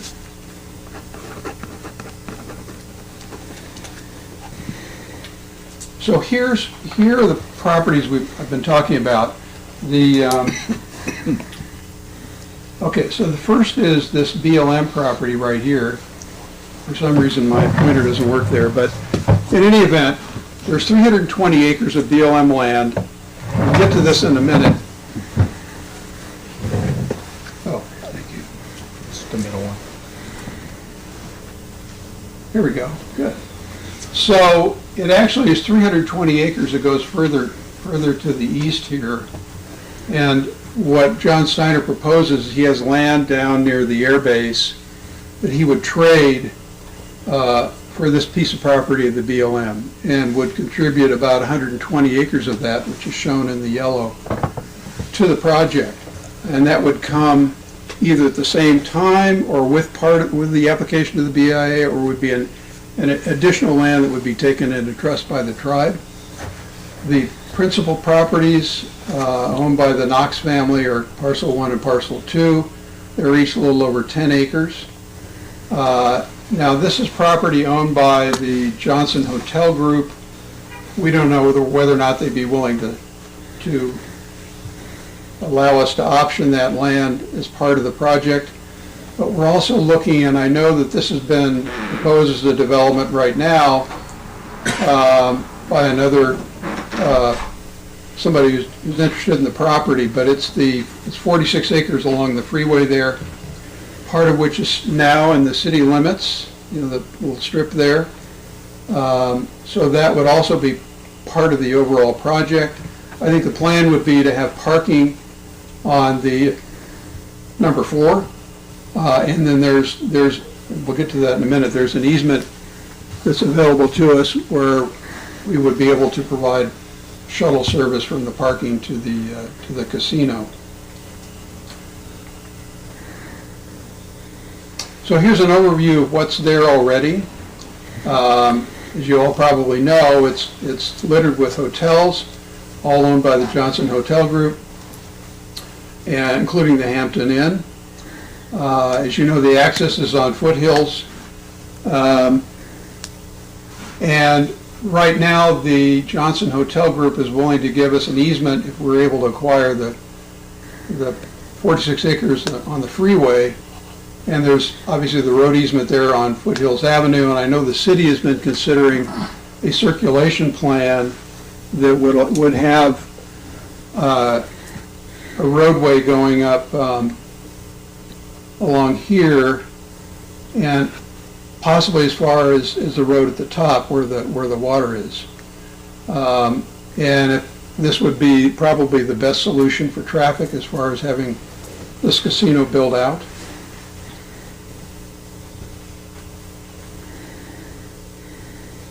Here's a quick road trip around what we're talking about here. So, as you probably know, going this way, you can see the property. I mean, it's going to be at least 2 stories, so it's going to be visible, and it'll have some sort of architectural feature on the top. I mean, we're still in preliminary planning for it. But it would be right back in here. And so that's going one way, and then the other direction, coming from the east, I believe would be even more visible, but this is what it would look like. Now, I know that there's a realignment being done by the state and the counties and the city for that off-ramp, and certainly that's, we hope, once we get this going, will be included in what needs to be engineered, if anything else, for that project. Sir? Yeah. Go ahead. I was going to take a bite out of that elephant and let you know that Site 4 is off the table. It's already been developed, approved, developed, and entitled, so. Oh, it's already entitled? It is. Yeah. Okay. So it's off the table for you. All right. 3 as well, isn't it? Okay. And we already have right-of-way, there's no need for an easement. You have right-of-way that goes where? We have right-of-way next to the Johnson Brothers property.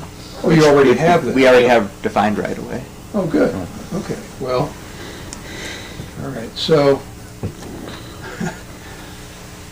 just pretend I didn't say 3 and 4.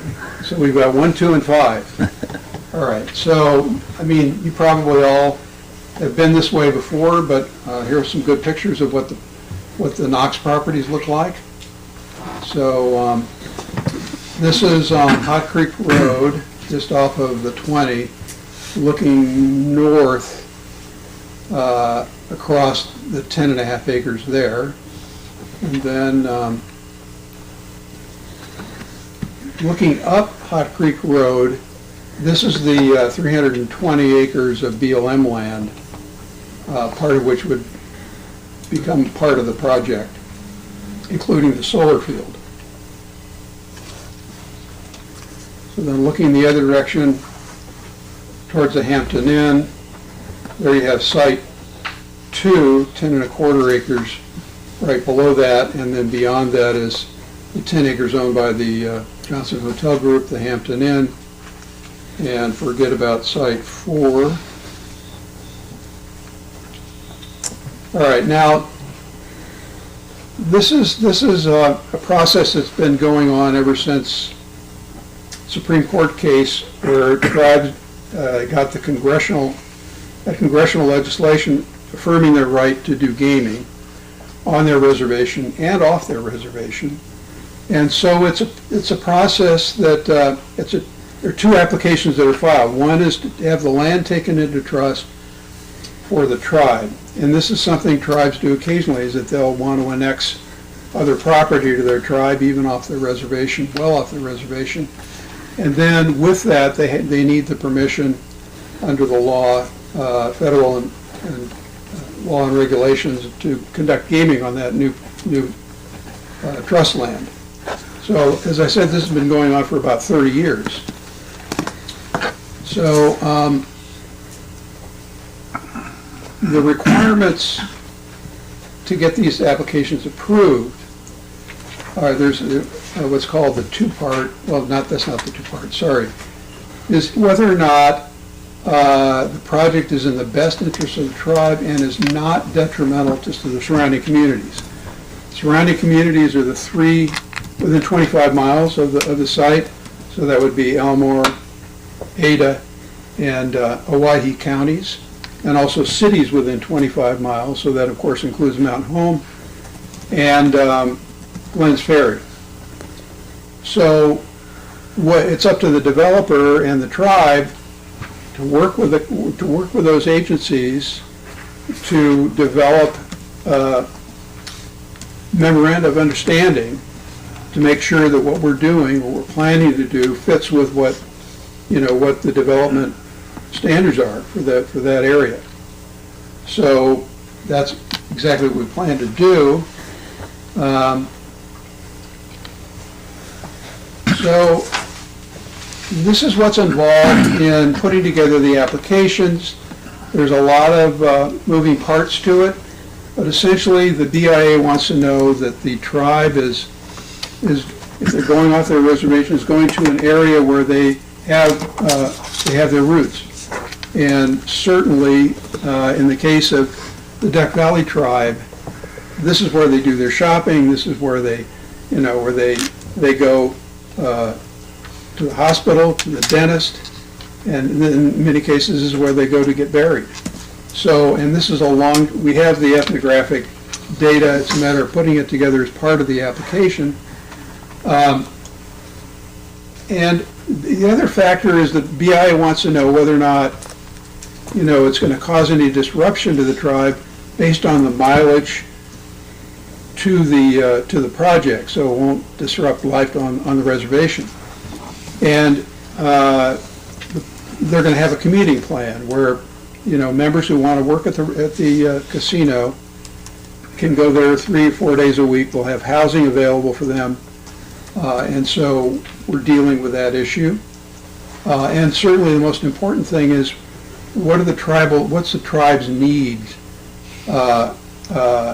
for an income-producing business like this. And they'll have no trouble putting that together because they're one of the poorer tribes. And I'm sure the chairman could talk about the situation, but that's another part of the application.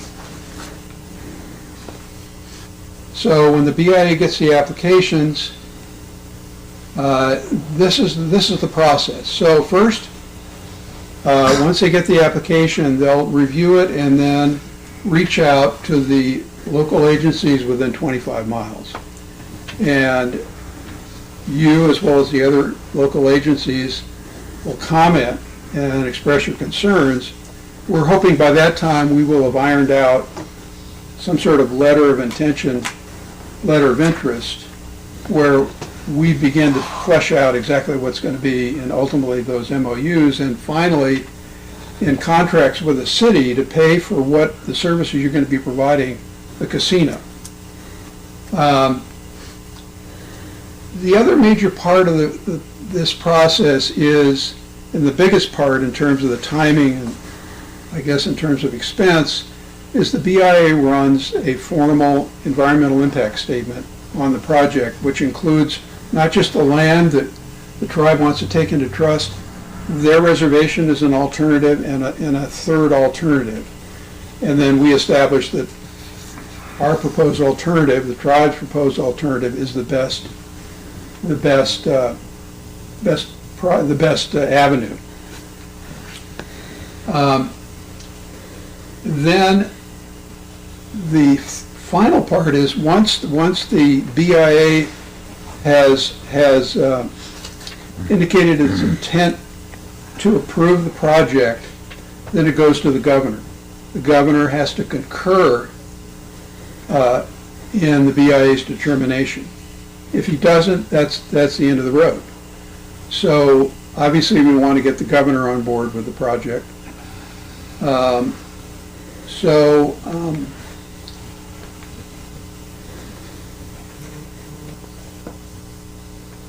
this is, once we have the final approval from the governor, what happens is that the tribe negotiates a compact. Now, there are 3 compacts with the northern tribes. They were initially negotiated in the early 1990s and amended in about 2002, based on new state law, where under that, the gaming is restricted. You can't have Las Vegas-style gaming. It's restricted to video lottery terminals. So it's sort of like a slot machine, but no coins come out. You get chits. That's part of the state law. Will be part of the compact. There are periodic increases in what the other tribes have. They'll have the increase it's based on a business model. So right now, I think the Coeur d'Alene's have gone up to 1,600 slots. I think they started with 800 back in 2000. So there's the idea in the compact is a periodic increase based on, the fact that the casino can support the additional slots. The next thing is the National Indian Gaming Commission has to approve the management contract by the initial management company that will come in to manage the casino, unless the tribe, and I don't know that they would be ready yet to be managers of the casino, but they would be trained by whoever the initial manager is. Then the Department of the Interior takes the land into trust. So it then becomes owned by the federal government in trust for the tribe. And it's essentially a satellite reservation. So it's sovereign land, but when the tribe negotiates for the services from the city, it will waive certain parts of their sovereignty so that, police can come in, fire, and so on. But the other thing is the 5% net schools. Now, the way that's worded in the other compacts, in the Northern Tribes compacts, is it's 5% of the net revenues on or near the reservation. Well, you're not near the reservation. They could put that all into, they could use that 5% on the reservation, but I think the preliminary plan, and the chairman could speak to this, is that they'd want to contribute to local schooling as well in the city of Mountain Home.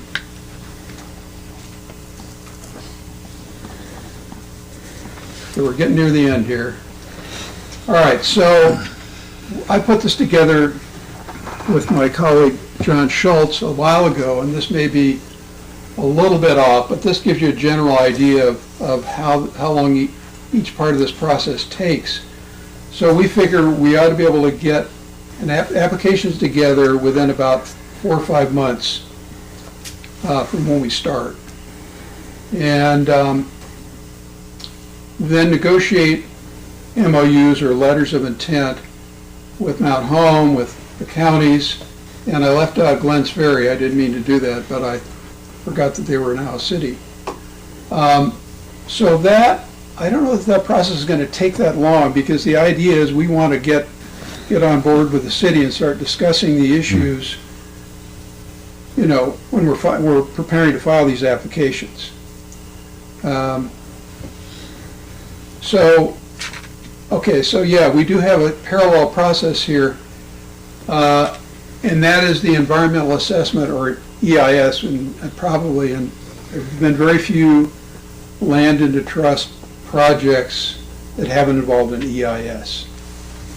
So we're going to do that at the same time. That typically takes a minimum of about 18 months. Of course, it depends on, because the BIA runs public hearings around the area, And, you know, if there's strong opposition, sometimes that's going to affect the preparation of the draft EIS and then the final EIS. So there's that. Then, as I said, the BI finally issues its approval, and immediately following that, we have to get the governor's concurrence and negotiate a compact with the governor. So these compacts, I wouldn't say they're set in concrete, but most of the terms that were originally negotiated with the northern tribes will be in that compact, along with the provision for periodic increases in the number of gaming machines. So then we start construction, or the land goes into trust right after we get the approval from the governor, and then construction goes on. So could be a casino opening in early 2027. All goes well. There it is. The most important part. Okay, so when John and I started working with the tribe back in 2008, a little bit before that, but we obtained a gaming market assessment from one of the three big companies that do this kind of work. This is the Innovation Group. And they came up with numbers for two sites that we were looking at. One was just below the Boise Airport, and the other one was in Glens Ferry on the river. And so these were the numbers that in white here that the Innovation Group came up with, projecting out 7 years to 2015. And what we did is we tried to project what it would look like based on population growth of the greater Boise area, and used taking the growth that the Innovation Group had predicted. And in addition to that, because they assumed we would only be able to have, I think it was, well, it's right there in my presentation, 1,350 slots, which is kind of the average between the two sites. Well, we know we'll be able to open up with at least 2,000, and more likely more than that. So I took that increase and added it in and came up with a back of the envelope number of 276 million as the gross for the casino.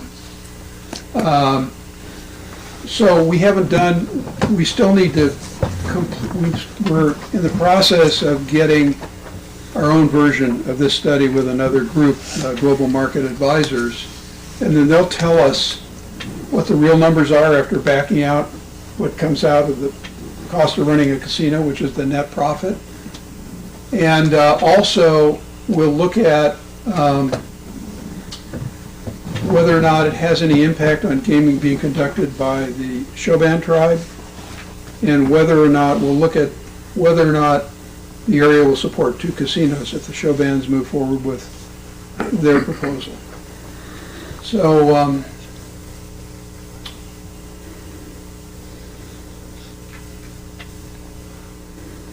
now, the other thing that this Global Market Advisors Gaming Market Assessment will do is provide the economics of the casino to the city of Mountain Home.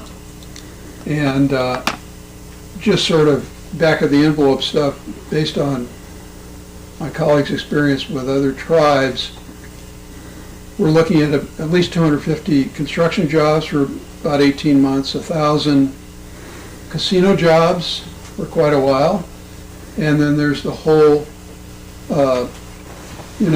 expanding economic effect going through, people coming here and spending their money, in town and making purchases and on and on and on. So we don't have those numbers yet, and I hesitate to guess. It would be more of a back of the envelope kind of a deal. So there's another set here. So this is what the tribe would do, of course, is to enter into agreements with the city to provide the necessary services, provide funding for the local schools in Mountain Home, and of course making road improvements, which you'd have to make anyway, but help in developing the kind of the circulation system that I think the city already has in mind for that area. So anyway, I think I went over my 10 minutes, but you folks may have a lot of questions. And I also wanted to give the chairman a minute to talk before we do that. So it's no secret, this is the largest market without a gaming operation in the United States. And that's why there's other tribes that are interested in the same location and they've already purchased land. So the way that went down is the Shoshone-Paiute tribe, us, we had been looking for a gaming operation in Mountain Home for the last 20 years. And we finally got to the point where we felt like we could move. So we reached out to the Coeur d'Alene tribe and we reached out to the Shoban tribe. And we said, partner with us, help us get started, because we're the only tribe in Idaho that doesn't have a gaming operation. And we want the same for our kids as everybody else does. They want to eat steak once in a while instead of hamburger. So we reached out to Shoban, and they're actually JTC Gaming was one of the 5 people that came and proposed on what it would look like and you know, how we would manage it as a JV or as the owner, you know, a junior or an owner. So it went to the people. It came to a council meeting just like this. They all presented, and Shoban was shot down. Their proposal wasn't as good as JTC Gaming, and just like Coeur d'Alene, that was as good. Theirs was all right. So then Shoban said, okay, well, we're just going to purchase land, because they know they've got 15 gaming attorneys. They've got 3 casinos already, and they're over 200 miles away. So for us, I mean, it was kind of like we felt stabbed in the back, because they all of a sudden bought land. They wanted to go forward with the gaming operation, even though that we are Mountain Home. When we come from Duck Valley and we say to our family, hey, we're going to town, do you need anything? They automatically know what we mean. That means that we're coming to Mountain Home. When our children are born, ever since 1970s, they're born right here. When they pass on and they get ready to be buried, they come right here. We're literally cradle to grave Mountain Home. The only thing we don't do in Mountain Home is play you guys in football. And that's about it. We sell our cattle right down the road. We buy all our equipment in Hemet. We buy all our fencing material and our panels right here at the, at DMB. So all of our people, we've got about $500,000 a month, $500,000 a month payroll, all spent right here in Mountain Home. And it's going to be the same way. So we know it's not a secret. This is the gaming. This is where there's going to be a gaming operation. People are asking for it. They're going to have to come. They're going to have to get it approved. We're just asking, approve ours, because we're you. And we're going to have to get into a gaming compact, and we're going to make sure that Mountain Home is taken care of forever. Fort Hall, it's all going back. It's all going back to Fort Hall. They're going to spend that money in Salt Lake City. They're going to spend it in Pocatello. They're going to spend it in Idaho Falls. That's just the way business is. It'll be pass-through dollars. We're Mountain Home. Duck Valley is Mountain Home. We're 80 miles. They're 200 miles. We went and talked to the governor about this already, and we said the same thing. Exact same thing. So I don't know how they're going to square it, but we're going to do whatever it takes. I spent 21 years in the Marine Corps, and that was one of the mottos. Whatever it takes. After I retired out of the Marine Corps, obviously I went to college, got some business degrees, and then I worked in Nevada with the largest gold producing company in the world. That was Barrick Gold. And I worked in corporate social responsibility department, right? All this gold being extracted from Nevada, you can't just, and Barrick Gold is a Canadian gold mining company. So they have to have a department, which is government affairs, or corporate social responsibility that knows how to maintain a social license to operate. I know how to do that. So one of the things that we did in Barrick was every, and this was a company, a Canadian company dealing with tribes, not only on the tax issue with the state of Nevada, but for the tribes, we went out and built these corporate social responsibility programs, which I know how to do because I built them. That means every kid from 8 tribes in Nevada, every kid that when they go to college, we pay them a scholarship, every one of them. Every citizen from those 8 tribes that were over 55 years of age, we paid their heat, $1,000 a month, every one of them. So it adds up, but that's your social license to operate.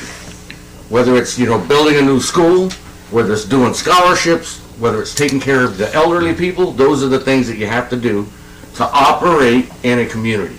I get that. I was in charge of that. So that's where I come from. That's what I bring to Duck Valley and to Mountain Home when we start going to the governor and stuff. I just want you to be assured we're Ukraine in this thing. Fort Hall is Russia. They've got 3 casinos. They came in the back door and tried to boot us out. And that's what, we got bullied. We're still going to pursue it. If it comes down to a, contest of who is the BIA is going to approve, it'll be us. And then it'll be up to the governor to decide. For as far as financing funding, it's going to come because, like I said, this is the largest market right now in the United States that does not have a gaming operation. And so it's going to make money. Mountain Home is going to be the benefactor of it. I mean, some will go to Ada County, some will go to the capital, through state. But Mountain Home is where the money is going to be spent. Even if, for the money that is sent back to the tribe, when they go shopping, it's still coming to Mountain Home. If you go down to Oahe and drive the reservation, it looks like a Mountain Home Auto Ranch commercial because every truck up there is bought at Auto Ranch. So, I mean, we're just here to relay the fact that we're you, basically, just a sovereign nation, but we're an extension of Mountain Home. And we would like if Mountain Home chooses to do a gaming operation for revenue and financial benefit, economic development, we would hope that they would choose Duck Valley because we've chose you for over 100 years. And that's our parents, our grandparents, our kids, and our future kids. We're you guys. So that's my deal. And like you said, we'll entertain any questions that you got. So. Yeah, Mr. Chairman, if I can. Yeah, go ahead there. I just have a little thing from one of your history books. Oops, excuse me. That I'd like to share with you. The chairman mentioned that we have a long relationship with the city of Mountain Home, and this comes from one of your history books of a parade that took place here in 1915. And I just wanted to leave that with you, to share it with you, that how long we've been here, in the country, and that's all I have to say. I know it's late, you guys are busy. Thank you. Yeah, I didn't know it was going to go so long. I mean, we really appreciate your time. What is that old saying? We'll keep coming back. We'll keep coming back. Mr. Mayor? I think we're back here at the end of the month. Mr. Mayor? Councilor Stokes?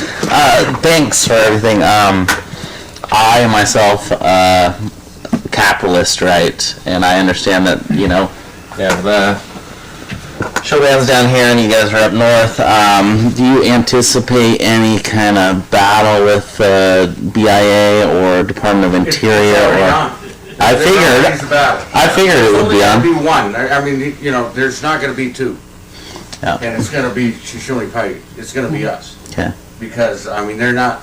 So there's a standard that the Indian Gaming Act put aside, and it's 100 miles distance from your reservation. They're outside the limit. So, if you ask me, they're wasting their time. Yeah. And, no one's got time to waste, right? Yeah. It seems like 3 mornings ago, I was 25 years old. Well, like I said, there is no more time to waste. So, The other questions I had, when do you anticipate your application process of that land to trust and then to game on that new land being submitted to BIA? So we already submitted a letter of intent Okay. to them right now. I mean, it was submitted to the BIA probably this summer, in the middle of the summer. Since then, it's just been, wielding questions from Fort Hall and trying to figure it out, but, we'd already told them that, hey, we're not gonna be the junior. You have 3 casinos. I mean, I don't even know what you're doing, right? I mean, I just don't understand it, so. Councilman McKee? I'm going to be just brutally honest. About 11 years ago, I wasn't sitting here, I was sitting back there then when you guys came here. You told me the same thing 11 years ago. It was going to happen within 5 years. And here we're now 11 years later. It's still going to happen in 5 years. I want you guys here. Yeah. I'm just, are you really seriously pushing for it? Yeah, so I've been I've been the chairman now for 3 months. I got this, 21-year mentality of being a Marine Corps officer and getting stuff done, and that's the way I operate. If I've got a mission, and I'm gonna make it happen. If we're allowed, that's my goal. That's my mission. As I said, I'm happy to see you guys to where I just heard it before, and I want to see you guys.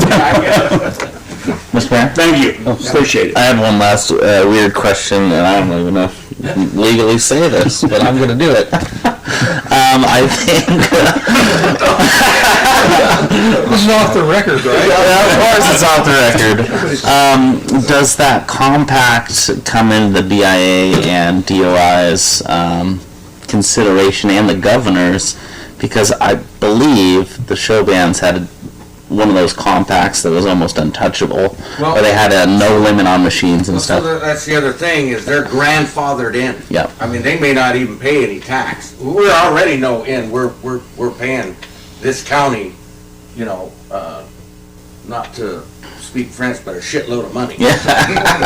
Yeah. I mean, you know what I mean? I mean, it's a given. Yeah. So I mean, there's another it doesn't even make sense to me. No. I got a question. Do you guys have any water rights? Snake River water rights? Any water rights that could be transferred to Elmo County or Mountain Home, Idaho? We did win a water rights settlement. That was that was in 15 when Lindsay was chair. We got a water adjudicated at the same time Snake River did Snake water adjudication with the Swan Falls controversy. And we got a water rights settlement with the state of Idaho. One of our things is that, one of the things that was put in by 5 Strong is that, Attorney General, whatever he was here, he said we can't market the water.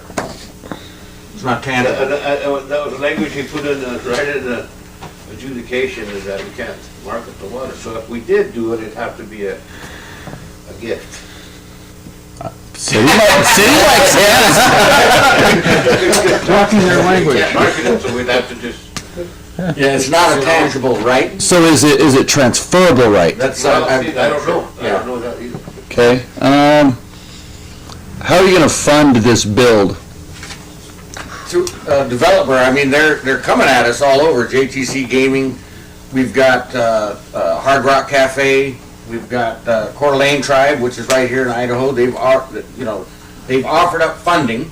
There's funding there because this is literally a gold mine. It's just getting the endorsement to say, okay, yeah, we choose you. Then we can go full bore ahead. But I mean, in the paper, it's almost every other week. I mean, it's this battle of Shoshone Paiutes of Oahe and Fort Hall. Right. All thinking that they're gonna build a casino, and there's only gonna be one. So It's just the way it is. obviously there's no secret show band. It's showed what they're building. If they build, it's pretty sweet gig. I mean, it's, what was it, 280 units, racetrack,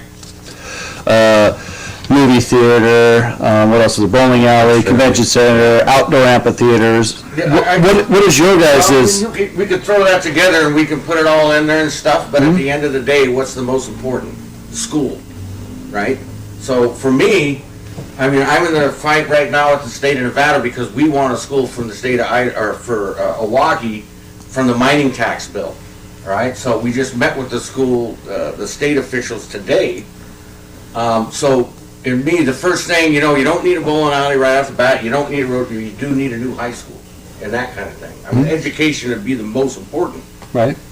Later on you can build amphitheaters, this and that, but to show, that you're serious and that you're partnering with the community, there's no more important thing than a new school, because I'm fighting for one right now, and it's got a price tag of $56 million right now, and we're only building one for 500 students, combined. So you figure it's going to be $70 million for a deep, and that's with a football field and that, because that would be more important than an amphitheater, a movie theater, a bowling alley. There's nothing more important than the education of the kids. Okay. Can I put in my 2 cents on this, and that is the cost of getting the entitlements for the project are, in all the grand scheme of things, compared to the cost of what we plan, and I'm sure the tribe would plan to spend on the project itself, a small change. So once the BIA approves the project and the governor concurs, tribe enters into a compact, we'll have no trouble getting financing to build a project, and it could be anything from a 2-story building on 20 acres to something like what the show bands have shown in their concept plan. But the most important thing, as the chairman has said, is the gaming part of the operation, far and away, is the biggest moneymaker. The hotel rooms are not a loss leader, but they don't contribute very much at all compared to the gaming part of the operation. So, for example, some of the tribes in California that recently got approved to have land taken into trust up near Sacramento, they're planning, one tribe is planning to build a $500 million project. And a number of other tribes in California have kind of done the same thing. So, I mean, certainly, maybe the tribe doesn't want to spend that much money up front, but they can expand afterwards. But the idea of putting it all in there at once is, in my view, kind of silly, because you want to get it going and then build out in phases. So that's the money part of it. So all that stuff, a school, possibly, all that stuff, they just call that your social license to operate. And I'm very familiar with that, so I know what it takes. I've had to approach communities and, as we extracted ore from many, many mines down in Nevada, and, there's a price. There's a price to operate Mountain Home, and that's what is worked out, from the tribal operations and the city of Mountain Home, along with the state of Idaho, of course, and the county. I mean, as it goes, there's all these players, but the main one, the main social license to operate burden is going to go on to the city of Mountain Home, so that should be the biggest benefactor. Okay. Besides the tribe. I have about 1 million questions, but I'll limit them the best that I can here. You talk about an MOU with the city for city services, and you mentioned a few of them. The mayor kind of alluded to water issues. Yeah. Would your intent be to take our water system availability and our wastewater system, or do you have your own source? The parcels that they're talking about is within the city limits. The other one, I think, is in county, and they've been talking to the county commissioners. I don't know if that has water rights. I mean, he might know more than me on the other property. But do you mean the burden? Yes. Yeah, the burden will be there, but, I mean, if it takes us to upgrade it, you know, we'd have no choice but to upgrade it. I mean, those are kind of the, you know, memorandums of understanding that we'd have to engage in. Is if we tax your system, you know, for us, our obligation, you know, to get it licensed would be to improve the system. Otherwise, you don't have it. I mean, so what's the point? Yeah. I'm concerned about some of the terms you're using. I clearly remember the last time we met here in the council is you said that your operation would pay taxes to Idaho and to the city of Mountain Home, and now you're saying that this would be sovereign land. So how do I work through that? Sovereign land doesn't pay taxes. The sovereign land piece is the actual. That's the two-part. For a Native American tribe to establish a gaming operation off reservation, you have to put it into trust. I mean, they have to do that. Everybody has to do that. It's just a standard law in the 1990s that the U.S. government put into place to assist tribes in becoming economic, you know, economic stability. You know, for example, and we're the biggest example. Because you could never have a casino in Milwaukee. You could never do it. We're 100 miles either direction, kind of like, right? So they made the caveat that you could establish a gaming operation in a more metropolitan area. Can I just get a point blank answer from you? If you're in trust in sovereign land, will you pay taxes to us? Yeah, we'd have to. If we'll enter into a gaming So you pay taxes, and there will be a MOU with the city for services? Mm-hmm. Both? Well, not exactly. I think they're not required to pay income tax. They're sovereign. It's sovereign land. So there are offsets that can be negotiated with the city to provide the equivalent of that, I suppose. Isn't that services. Yeah, not just services, but also contributing to the schools, things like that. So Elmore County will not send you a tax bill. Is that right? yes. Property tax bill, right? Correct. Yes. Correct. Thank you. And that's the purpose of the compacts, is to offset. We're covered in the compact. Offset the loss of property tax revenue from the development of casino on sovereign land. I see that as similar to like PILT money that the county receives, payment in lieu of taxes for the federal land that they can't collect taxes on. So Yeah, I mean, it's actually done more aggressively in California. California has like 150 recognized tribes, more than most of the other states put together, and a good portion of those have developed casinos. So starting, I think, with Schwarzenegger, the governors began negotiating heavily in offsetting the loss of property tax revenues through the process of the compact. You know, the governor doesn't have to enter into a compact. The governor, there's no kind of criteria for what the governor can put in a compact. But as it stands right now, you know, the northern tribes have the obligation, the nominal, I guess you call it nominal obligation, to contribute some of the 5% of the net profits to local schools. And I think that worked, you know, with the 3 northern tribes. So I think what the chairman is saying is that the tribe is willing to negotiate a separate agreement with the city of Mountain Home, and if necessary, the neighboring counties to help offset the loss of that property tax revenue. Okay. This is probably a small change in the whole thing, but your plan for acquiring BLM land right there off of Hawk Creek Road, the best I could tell, it looked like it crossed Hawk Creek Road. Would there be any intentions of closing that road for private access only and eliminating the already existing like thoroughfare, the road access to get through the tribe if you acquired that land? Well, I thought that I don't, the, I don't think we can, that road goes to the guard. Right. I don't think we can.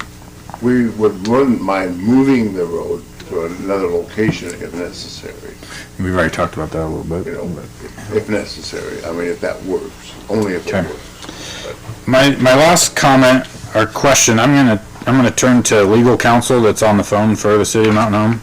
Are they here? Charlie, Nicole, can you hear?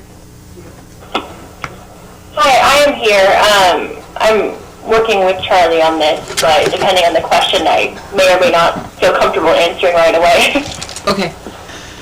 As far as the MOU that will be asked of the city, what does that process look like in a legal term? Where is that the stage in which we negotiate for what we want and what they want, and it becomes a binding document once it's signed?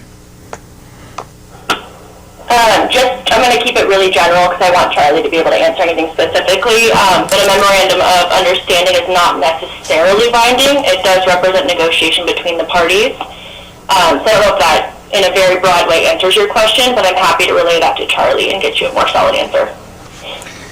Yeah, a more solid answer would be great. Following up with that is, I think I stand alone on this comment, and I would be willing to bet nobody will agree with me, and that's okay.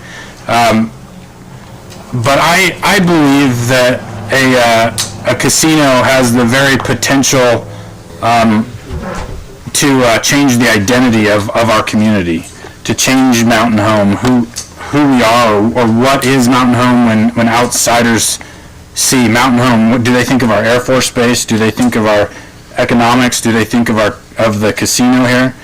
And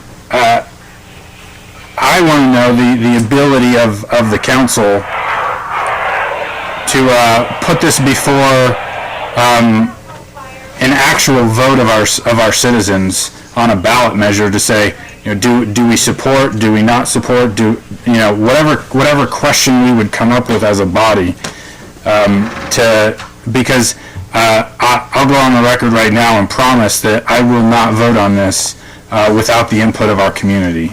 I don't believe the 4 or 5 of us sitting up here will, have the, I won't say the right, but I don't think we should move Mountain Home in a direction where it has potential to change our identity without seeking major citizen input first.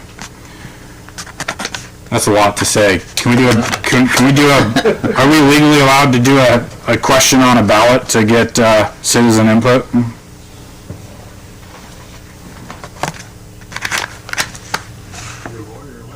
Legal?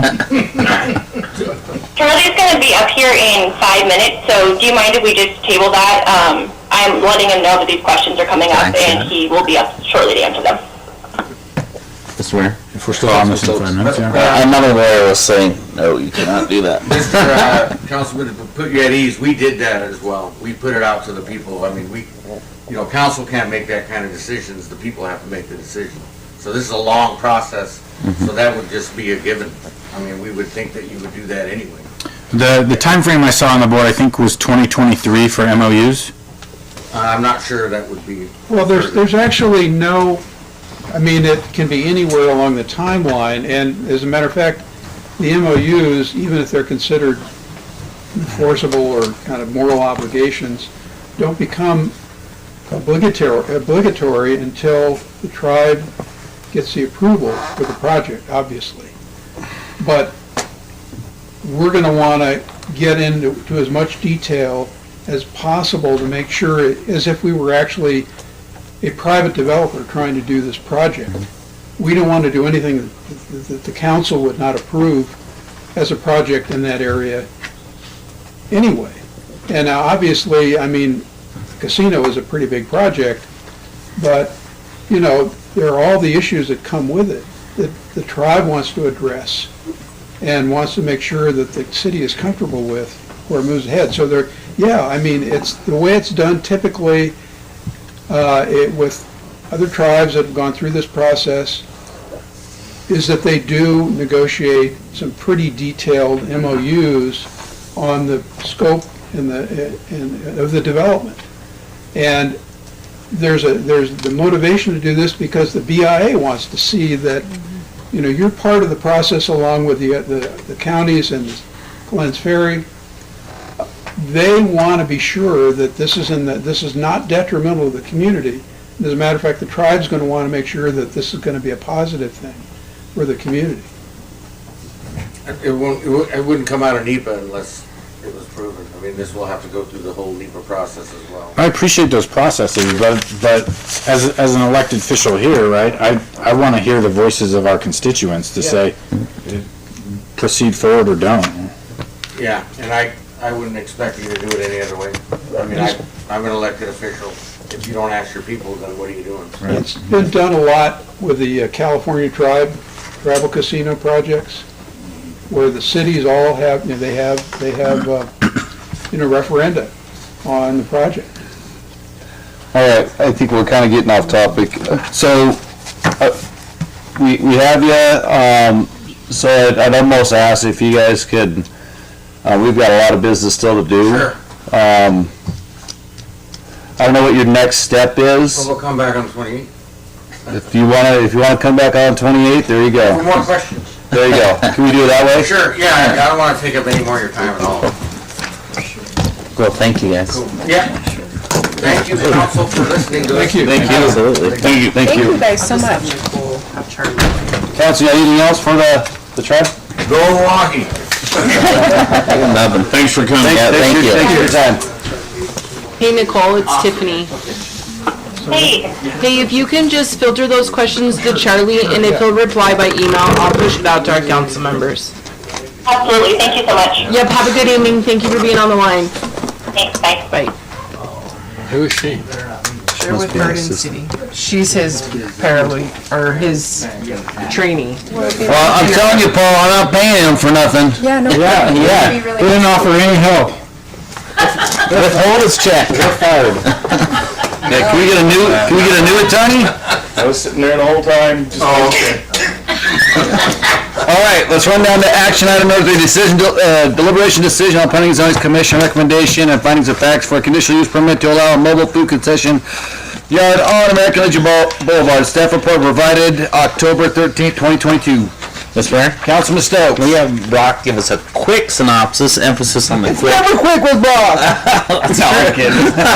Packet. On the 13th. Yeah, just say, it's in your packet, you read it. I'm getting So the quick synopsis for this property is that we've had a mobile food yard operating there for quite some time. At the beginning, they did a conditional use permit for a temporary use. And then they wanted this to be a permanent land use. If you can remember, I believe this was before Councilwoman Garvey's time on the council. You had the landowner and you had some operators come to you asking for the opportunity to amend the code. They did that at their own dime. They went through the process. So the city does have a permanent land use for food truck yards, which is a great thing to have for future development. So you have the applicant asking for that as a permanent land use. One of the things that make their request unique is they are in floodway, not floodplain, floodway. Councilman McCain understands everything that goes with floodway. Extremely difficult to build. Therefore, with their conditional use permit, they are requesting for any improvement which is not allowed to be built in the floodway, which is primarily your paving, putting up permanent lighting, all of those be waived in virtue of the property's status of being in floodway.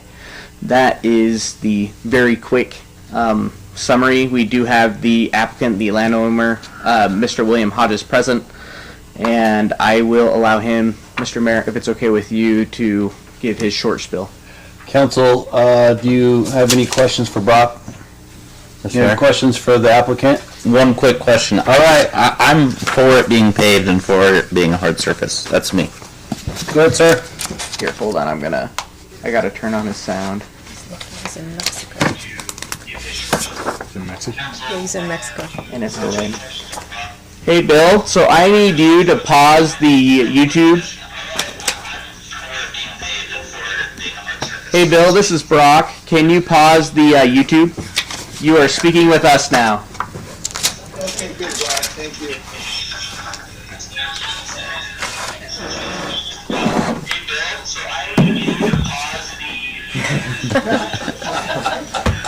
This is gonna be delayed. I was gonna say it's delayed because he's in Mexico. The only worst thing in having to listen to Brock is having to listen to it twice. I don't know if he knows what Brock he's speaking to. He's working on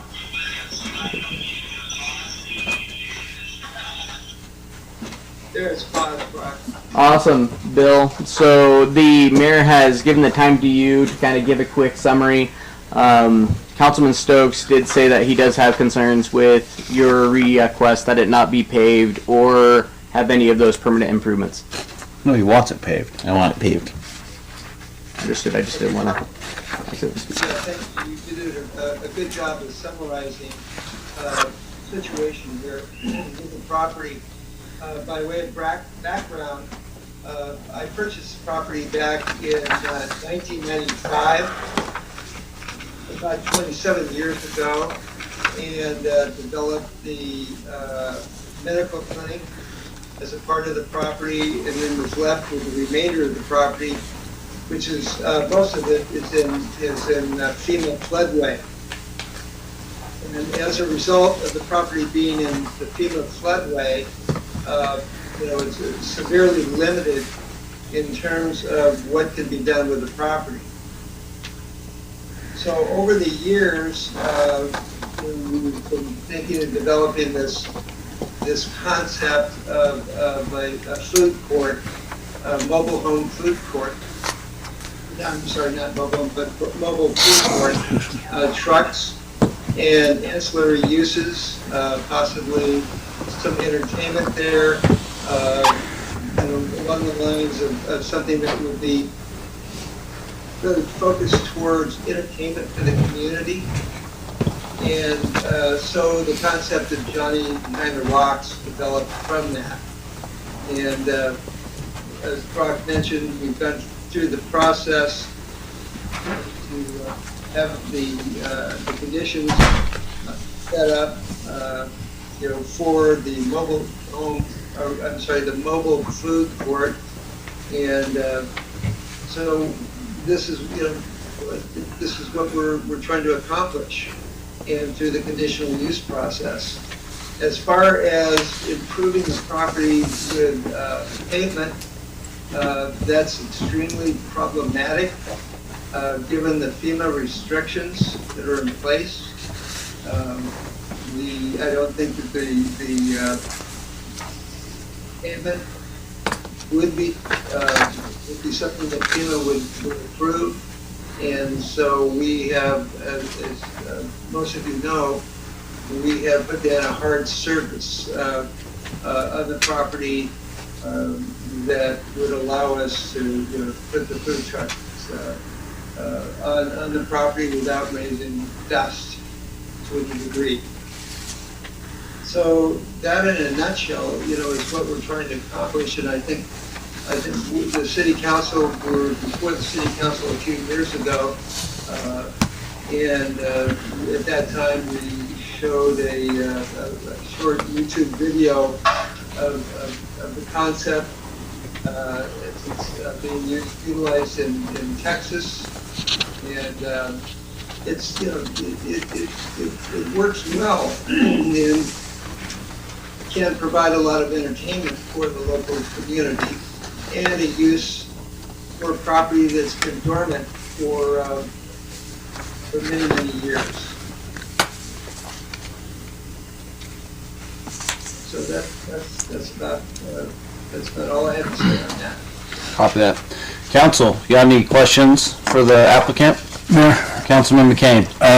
I hate doing this because I don't like doing things like this, but I would like to table this because I meant to, at the last time we were talking about this, to call the FEMA representative for our area for the floodplain, and I spaced it because I am not sure about asphalting of a floodway to where I would like to table this until either I can or one of the department heads can get a hold of her and find out just what her take is on this. So I would like to table this if I can. Mayor. Councilman Brennan? I don't object to that, but I have a question, if I can ask. Go ahead, yeah. Good. Sorry, brother.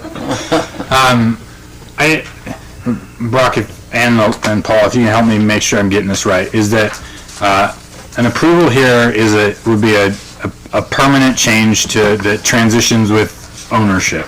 If we approve it here, anybody in the future can have that waiver, we'll say, of yes, pavement on the property. Is would. there? I've also noticed, and by absolutely means no disrespect here, the patronage or the businesses there is dwindling already. Is there a meet in the middle, Brock, where we can not have a waiver go forever for the land use or the ownership? So some options on the top of my head, and Mr. Mayor, if I can answer Mr. Kane's question as well. We reached out to Marine. You cannot do anything. Okay, I didn't think so. That's why I Asphalt, wanted to- paving, hard surface, anything. Right, all right. The applicant, Mr. Councilman, is asking to not pave anything. Essentially, the meet in the middle that we have is right now you can do a temporary use permit doing a conditional use permit process. What makes it kind of sour is you can't operate year round, which I know that's what the applicant is seeking, but we do have a way that they are able to operate, which they have operated under before. Another thing that I would recommend, because I would hope, I know our floodplain maps are getting updated. I know Hank is working diligently with FEMA for updates and has designated this area that we want updated. If this was something to go forward, I would strongly recommend some sort of condition saying once we do have the information, once it is there, you will be compliant with code, you will hard surface, you will do everything that you need to do, which is customary to this development anywhere else. Okay, so our ordinance says you'll asphalt it or concrete it or whatever, but did I hear you right that FEMA says you cannot? Yeah. No. And nothing. It's floodway, no structures, no anything. Everything has to be removable. Even in the way with the temporary use permit that they're operating right now, they've had to be very creative in a way. You guys have probably seen the shade covers. Those are in big 10-gallon buckets, which all those posts are in to be able to remove. What I would say is the meet in the middle would be to operate under a conditional use permit for a temporary use. And is there any restriction on how many times they can get that 6-month operating window? You can have it once a year for no more than 6 months. Okay.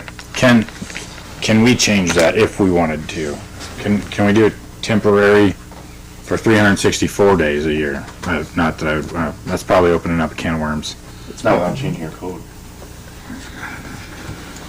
Okay. Mayor? Councilwoman Garvey? I just want to add, I love the concept of what he has planned, and I think that works well for this space because you literally can't put anything else there. But I have to say that I haven't really seen the vision come to light. We haven't had a lot of food trucks there. We haven't had much activity at all. In fact, the slideshow that Brock and I looked at, it was just weeds all down the streets. I'd like to see a little more effort put into it, and then maybe we can and would be more willing to approve it for a year versus every 6 months. So, council members, what am I hearing? May I make a comment with regard to the current status of the operation there? And that is, in essence, we've had our hands tied with this. With the temporary use permit, there just hasn't been enough momentum with that to really make this project into something that is viable. And it's been a start, stop, go type of thing. Temporary situation has hindered the concept from reaching its potential. So, it also, in all honesty, the project requires, my finding the right operator to go in and to develop this concept to its potential. And that's going to take some doing on my part to find the right person to do it. It's kind of like I'm looking to find a master tenant that is willing to spend the time and effort to turn it into what it could be. But again, circling back to the question of the temporary permit, it just isn't going to work with a temporary permit. So, give this some possibility of working, we need to have it a more of a permanent situation. Mayor? Councilman Brennan? So what happened to your workhorse go-getter gal that has been coming before the council for all the last several meetings on this? She's moving to Napa. Okay, so she's not involved in this project anymore either? No longer. No, she's moving to Napa. Okay. Councilman McCain, are you, based on what Brock told you, are you still interested in tabling? No. I figured that was the case, but I wanted to make positive because I have been not dealing with it for 3 years and I couldn't remember, but I thought that there was no hard surface, no permanent, nothing could be done there. So, and Brock answered that question for me by talking to the same person I was going to. I'm not willing to put a forever break on paving the property, especially when FEMA is currently remapping or possibly remapping. I doubt that will change there, but I don't like either answer here. I don't like denying it. I don't like pushing it forward. But if we could continually allow the temporary use, that may not be in his best interest. But I'm not willing to proceed by a blanket waiver of paving forever in time and all eternity. If I might comment about that, down the road, it's my belief that that property will eventually be removed from the floodway. Conceptually, the definition of a floodway is a stream channel. That's the FEMA definition of a floodway. A stream channel and the adjoining land around the stream channel. There hasn't been a stream channel going through that property in, I don't know how long. So the property does not fit FEMA's definition of a floodway. It just happens to be in an old FEMA floodway map. And I'm straddled with that. Until such time as FEMA remaps that area, or that I can present my case to FEMA. Now, when that does happen, and it will happen downstream, that property, the highest and best use of that property, will be some sort of a development that will require paving.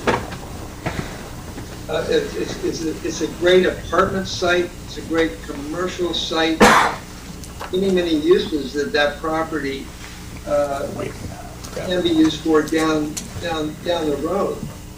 And so if the city council wanted to put a caveat into the conditional use approval, that if the property becomes buildable at some point in time, becomes removed from the floodway, and my guess is it'll go from floodway to floodplain.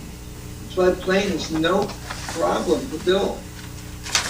If the property is removed from the floodway, that the owner will be required to follow all conditions Brock, what's his name? for commercial development. Bill including Hodges. Mayor? Councilwoman Garvey. Okay, so I'm just gonna spit this out here. So, I'm sorry, what was his name? Bill Hodges. Bill, okay, so Bill, what I would like to see happen, being in winter months, you don't have a lot of mobile food concessions anyway. I don't feel it's going to be a thriving marketplace. I would like to see you get your master tenant and your vision in place, come back to us in 6 months. So at this point, I'd like to make a motion to deny the approval for the recommendation, or the planning and zoning recommendation for the mobile home use, and come back to us in 6 months with a plan in place that we can actually move on with. Second. But if I might comment to that, I'm not sure what that's going to accomplish, because what you're saying to me is bring somebody else into the picture. And once we see that operator, then we will consider approving this conditional use permit. But I don't know what kind of an assurance you're going to get by seeing another body. You know, for me to get that body, that person, that operator, I need to have, you know, a project that the operator knows is approved and is viable from the development standpoint. So that basically, again, ties my hands behind my back, because if I have an approved project, I can't get I won't be able to find a good operator that's willing to step up and put the time and effort and money into the project Twice. for it to become what it could be. Bill? So again, Bill? tying my hands. Excuse me, I just asked, it sounds like we've already approved this twice for a year, and we still don't really have like a lot of tenants and a grand plan, so 6 months. twice. There was, So this would be the third one. There was one 6-month temporary use permit that was issued. And I'm not trying to be rude here, Bill. I've got a motion and I got a second. Any further discussion by the council? Mayor, one quick question. Okay, one quick question. Paul, with a denial, are they required to wait a year on this? Okay, so, do you want to table for 6 months or just deny it? If we can't do that. Can I change my motion to table it for 6 months? Yes, if the Okay, seconder. yes, absolutely, thank you. I did not realize. Mr. Mayor, I I'd could do like to amend my second. Yes, I will Perfect. table my motion to make sure that this is not a year denial. This is only a 6-month denial to get through the winter, figure out a master plan. I have a second. Second. Thanks, Paul. Okay, there's a motion and a second. Any further discussion? Mr. Mayor, one last comment. Mr. Hodges, go to FEMA, get it out of the floodway, get it in the floodplain. I bet you we can get it paved. It'll take a lot longer than a year for that. Okay, well, you know, it's actually, it's in all of our best interests that Yep. that property comes out of the floodway and goes into the floodplain. The city, as you know, owns the property adjacent to my property, which is still there for a cemetery. Want it. And that's in the floodway as well. Yep. And you can't put a grave marker, Correct. in a floodway. Nope. Thanks. So, it's a- Hey, we got cheap land for sale. According to Paul, we can sell. All right, I got a motion and a second. Any further discussion? Nope. Hearing none, I'll call for the question. Councilman McCain? Aye. Councilman Brennan? Aye. Councilman Garvey? Aye. Councilman Stokes? Aye. All right, thanks, Bill. Run down to item number 4, deliberation decision on Planning and Zoning Commission recommendation finding the facts approve the conditional use permit with conditions. Staff provided the email November 3rd, 2022. All right, you got any questions on this one, council? This one doesn't really have a topic, Mayor, which Yeah, it doesn't have a topic, Can we- it's so weird. confirm what we're talking about. It's Blue Yonder. It's Blue Yonder. This 4 and 5 is Blue Yonder? Okay. It was really weird. Mayor? Councilman, Brennan, sorry. Jeez. Brock, I had an opportunity to chat with you real quick on the phone. I apologize, I was distracted a little bit. The planning and zoning, they're good with the fourplexes. Yes. They're not okay with the request for the setback variance, no deviance. Precisely, yes. Is that right? And so because it's it's all or nothing, they recommended denial. No, there was a confusion there, which I believe Mr. Shorter realized afterwards the fact. That's why in the findings of fact, one of the last lines you see, we expressly write what we believe the intent of the Planning and Zoning Commission was, and then they confirmed that intent anonymously. So anonymously. Unanimously. I apologize. Secret. Put it in a hat. But they approved the conditional use permit, which would allow for the fourplex component, and they approved the preliminary plat with the single-family homes and duplexes without any sort of deviation to side yard building setbacks. Correct. Okay. They approved it with no setback, no variance or deviance. No deviation from property development standards. Because the plat is just the plat, there's no buildings on it. Even though it does say proposed preliminary plat denied. Yes. Okay, I just making sure I read it correctly here. It was a long meeting also. That's what this says. That's what, yeah, I'm reading it right here, yeah. Okay, council, you got any questions or? Mayor? Councilwoman Garvey?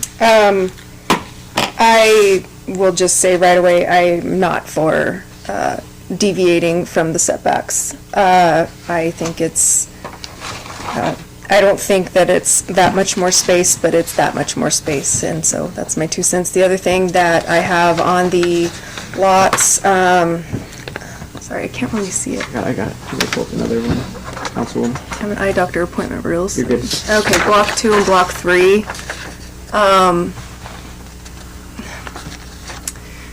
So every other lot equals the remainder of the subdivisions. Those lots are 2 to 3 houses per lots because they're in a cul-de-sac. The section backs up to a cul-de-sac.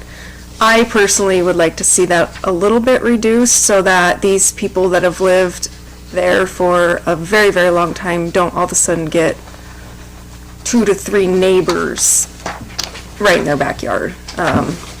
Just maybe take out maybe a lot or 2 in block 2 and a lot or 2 in block 3, just to kind of spread that out a little bit. So those are my discussion points. Mr. Mayor? Councilman Stokes? I would agree with Councilwoman Garvey, and it would be the same thought process we had when we dealt with this subdivision up here. Thunderbolt? Thunderbolt, yeah, where we didn't want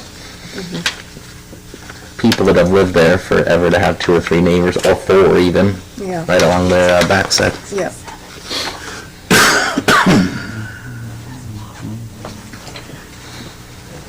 Is the applicant here? Brock? James, step on up. It's not a casino, but it might be more than a paved parking lot. So. That's what we saved you for last. That's right. Can I say a few things about this? Jane Suggs, Gem State Planning representing Trilogy and Blue Yonder. And I do believe there was some confusion. In fact, my notes show that the P&Z wanted to approve the plat but without the deviations. And we certainly agree that we would ask you to overrule the P&Z, quote, denial, and just put a condition that we will meet the coded deviation, the coded side yard setbacks. I will tell you, though, your setbacks are bigger than any other jurisdiction in the valley. We live in the country. Okay. We like it. You're not anymore in the country. You're definitely in an urban area. We like it. I also just wanted to comment on the councilwoman's comment. Those backyard, the width is 167 feet. That, I mean, even if you split that to 2, I mean, that's a lot. And that becomes a problem because most of these streets, it would be nice if they kind of just went through, right? So that we could actually connect to all of those streets. But with those cul-de-sacs, we cannot, and that's a That's a big ask. Already with the change, if we don't deviate those setbacks, you can approve the plat tonight, and just with that condition, it will reduce about 10% of our single-family lots already that we show on our plat, and now you're talking about more.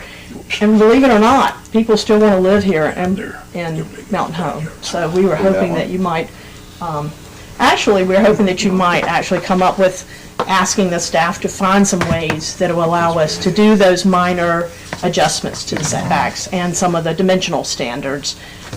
We thought that the conditional use permit actually allowed that, but we were told by the P&Z attorney that that was not the case. We Mayor? still think Yes, ma'am. it is. So. I'm just gonna be quite frank with you. I would like you to bring us a nice subdivision. Mountain Home needs a nice subdivision. And so, I'm not saying that what you have there is not going to be a nice subdivision, but I'd like to see some nice subdivisions for our community members to be able to build their possible dream home, their starter home. So, you know, whether our setback requirements don't meet Ada County or Cannon County or Nampa or Meridian or wherever you are, Twin Falls, I feel pretty strongly about it. Well, we agree with that. So- We agree to go with your standard setbacks. So, and then back to the block 2 and 3, kind of the same thing. You know, if you look at, say, I apologize, I can't really see. There's But another if you look plat at block that 2 and 3, like the second house in, third house in, on both 3, they're getting 3 homes to their backyard, essentially. And those homes... And that's 3 dogs you have to deal with, that's 3 fences you have to deal with, that's 3 How wide? people you have to deal with. That's the back end of a cul-de-sac too. Right, yeah. Those lots are already 67 feet wide. They will have 3-car garages, they will have the standard setbacks that you want, they're already 67, which is I think you're missing what I'm saying, though. I understand that they'll have some, but that's what happens when you have cul-de-sacs. And if you want to continue to limit the number of people who can live here because of cul-de-sacs, so that's fine. We will do whatever you ask us to do. I believe this is a great subdivision. 4plexes, you'll see the larger lots that were below the single family between that. They're duplexes. I have some examples of what those look like. They're really nice. They are the type of housing that we've been told by the Mountain Home Air Force Base that they really want in this area. Good, thank you. You can see the larger lots then on block 6. Those are duplex lots. And of course the 4plex lots.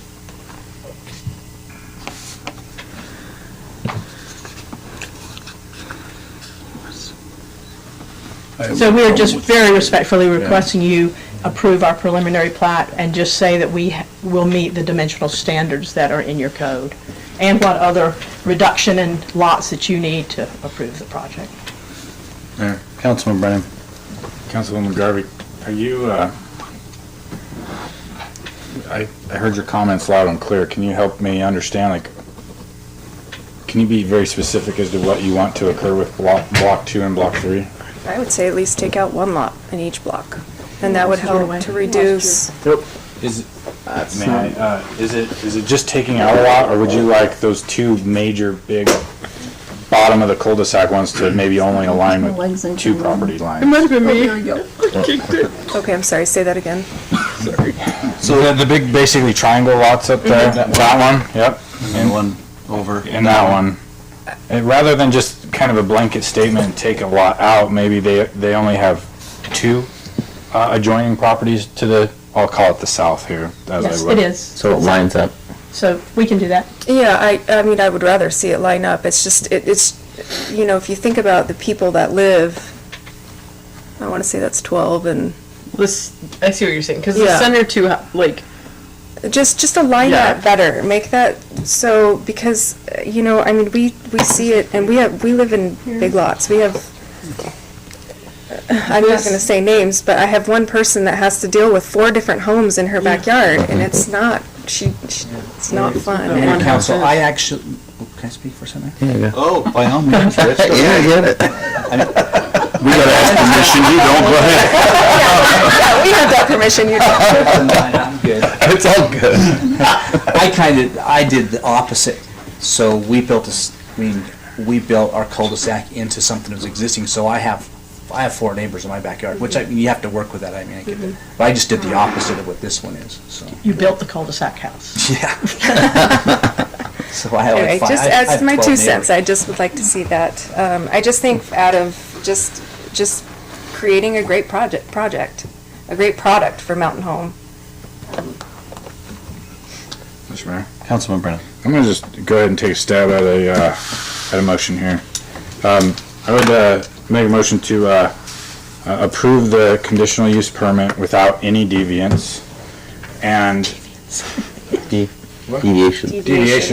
and Without deviance. Okay, all right. Without any deviation, but the lots to the north in the existing neighborhood cannot have any more than 2 immediate property line neighbors. Does that make sense?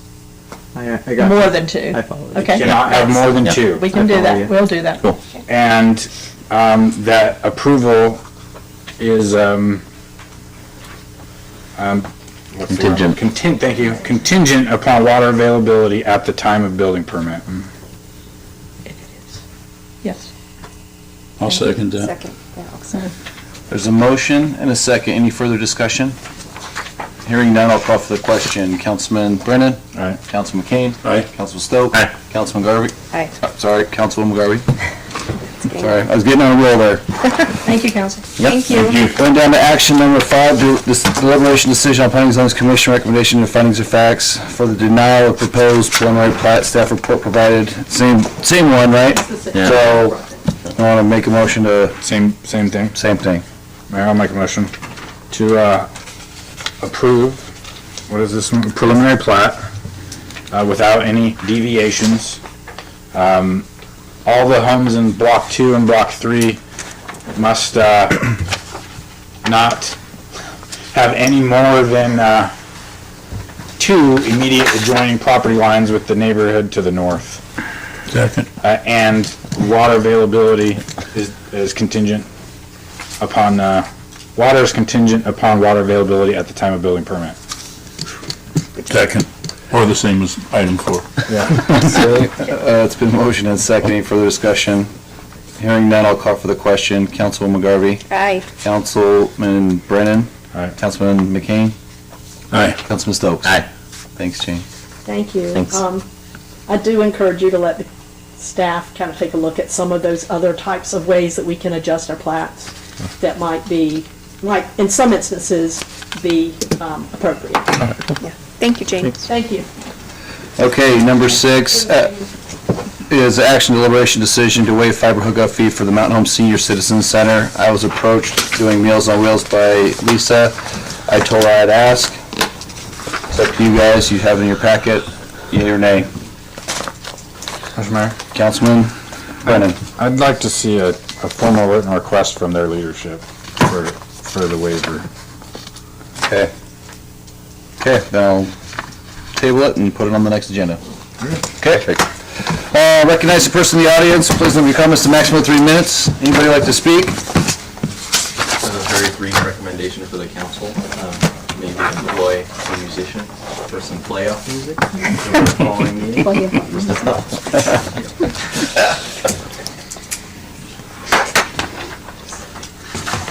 Mayor, Council, Misty Pierce, you guys all know me. I just have a couple of brief comments, questions, concerns, or some things that some citizens have asked, and then some of the observations from tonight's meeting. I've been asked how come we'd have our hiring outside for our police chief when we have seasonal officers.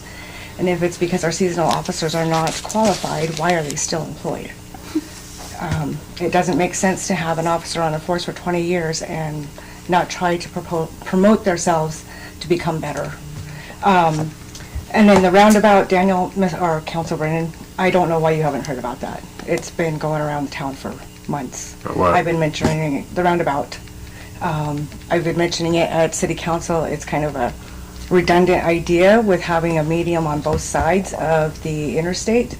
We're going to have ITD is going to require. Wrong one. And they Yeah, haven't said different that. spot. Wrong It's one. not even the same Wrong one. intersection. In city, in planning and zoning, and Brock Cherry can verify that. ITD did say with the amount of stuff that's being added up on City View Road, ITD is going to require a medium on this side of It's a separate the road. location. Yeah. This is a separate location, it has nothing to do with the Okay. highway. Okay, so, and then, I'm just curious why the tribe wasn't informed that the other piece of property that they've been looking at was already bought out and pre-planned. They should have looked into it. All right, anybody else? Come on, Dave.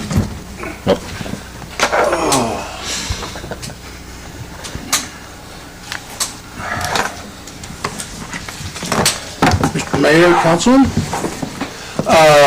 I was of the impression that we were going to talk about the disbursement of pickups. So you're all aware of what we're talking about, yes or no? No. I got 2 trucks at they were supposed to work out a deal to, remember, we're gonna give them the trucks, they were to work out a deal of the rent. Oh. That's what they were doing. Yep, Mayor, Council, I never did get to find, I mean, we talked about the 2 of them, but I never did get what we were gonna do. That's why I'm here. Okay. So Dave, so here's a second, so this is you tell us your issues, we take them back and we discuss, this is not a Q&A session. Right, I understand. Okay. I understand. Okay, so it was between you and Rich to get the values, then you're gonna help us with the... Yes. Okay. And so this is me coming back and saying, okay, this is our intent, and this is what we can do. Okay. Perfect. That's it. Okay. And then it's gonna be up to you to say, yes, we like it, or no, we don't. Okay. We would definitely like the smaller pickup. I believe you said the low book was 1,200? The Colorado, correct. 1,200. Well, one of the problems is we had it checked out, and we found out that it's going to take us about $700 to get it back up into dependable condition. Probably.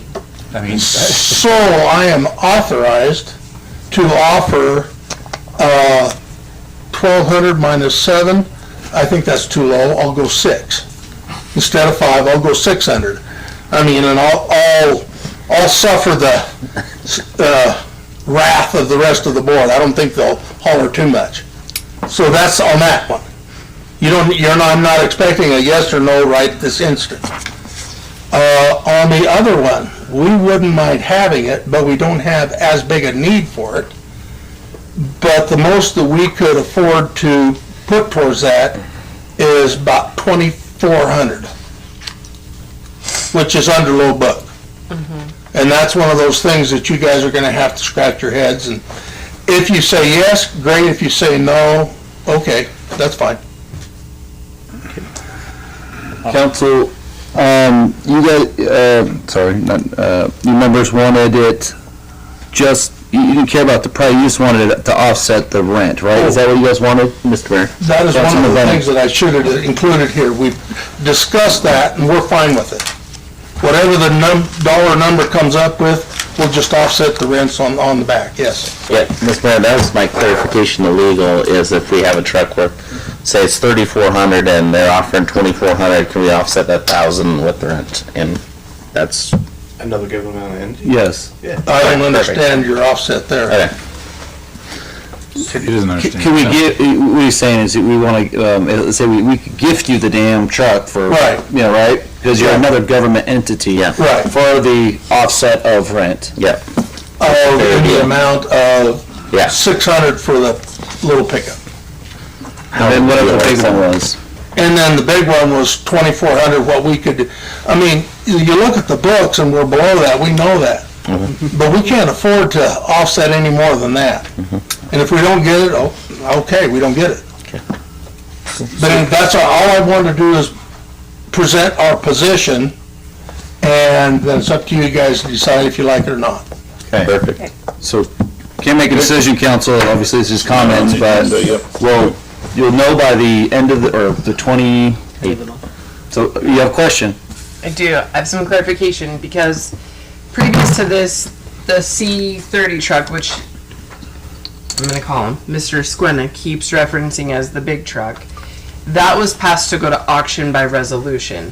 So if we're going to, in turn, they do want to purchase it and you guys are good with that, and the blue book on that is $11,000. Oh. So Really? they're coming in at the 24 mark, yes. And I did it by VIN, so that's where he's saying he's way under, just so you all know that. Mr. Mayor, that's, Yeah, I'm aware of that, but you know our position. So let's do this, let's bring it back, don't send it to auction just yet, if that's cool, and then you guys can get with Tiff and figure out what you wanna do with the vehicles and with Mr. Squenna's, offer. perfect. Okay. What's the rent we're paying right now on the room? I just I think got it's rid of that $360 a month, Post-it. isn't it? Hang on. Raised it $10? It's $350 a month. Oh, $350. I'm sorry. See, I'm $4,200 giving you a year. breaks. It's only $350. I threw out there written a year, and that's at 4,200 mark. But see how that group is over there. Sharpen their pencils. Okay, so we'll bring it back the next council meeting. Oh, okay. Cool? Yeah, I have a comment to make after you adjourn. I'll stick around. Can't take it after. It's gonna be a No, while. it's not with this, has nothing to do with this issue. All right, anybody else like to get up and speak?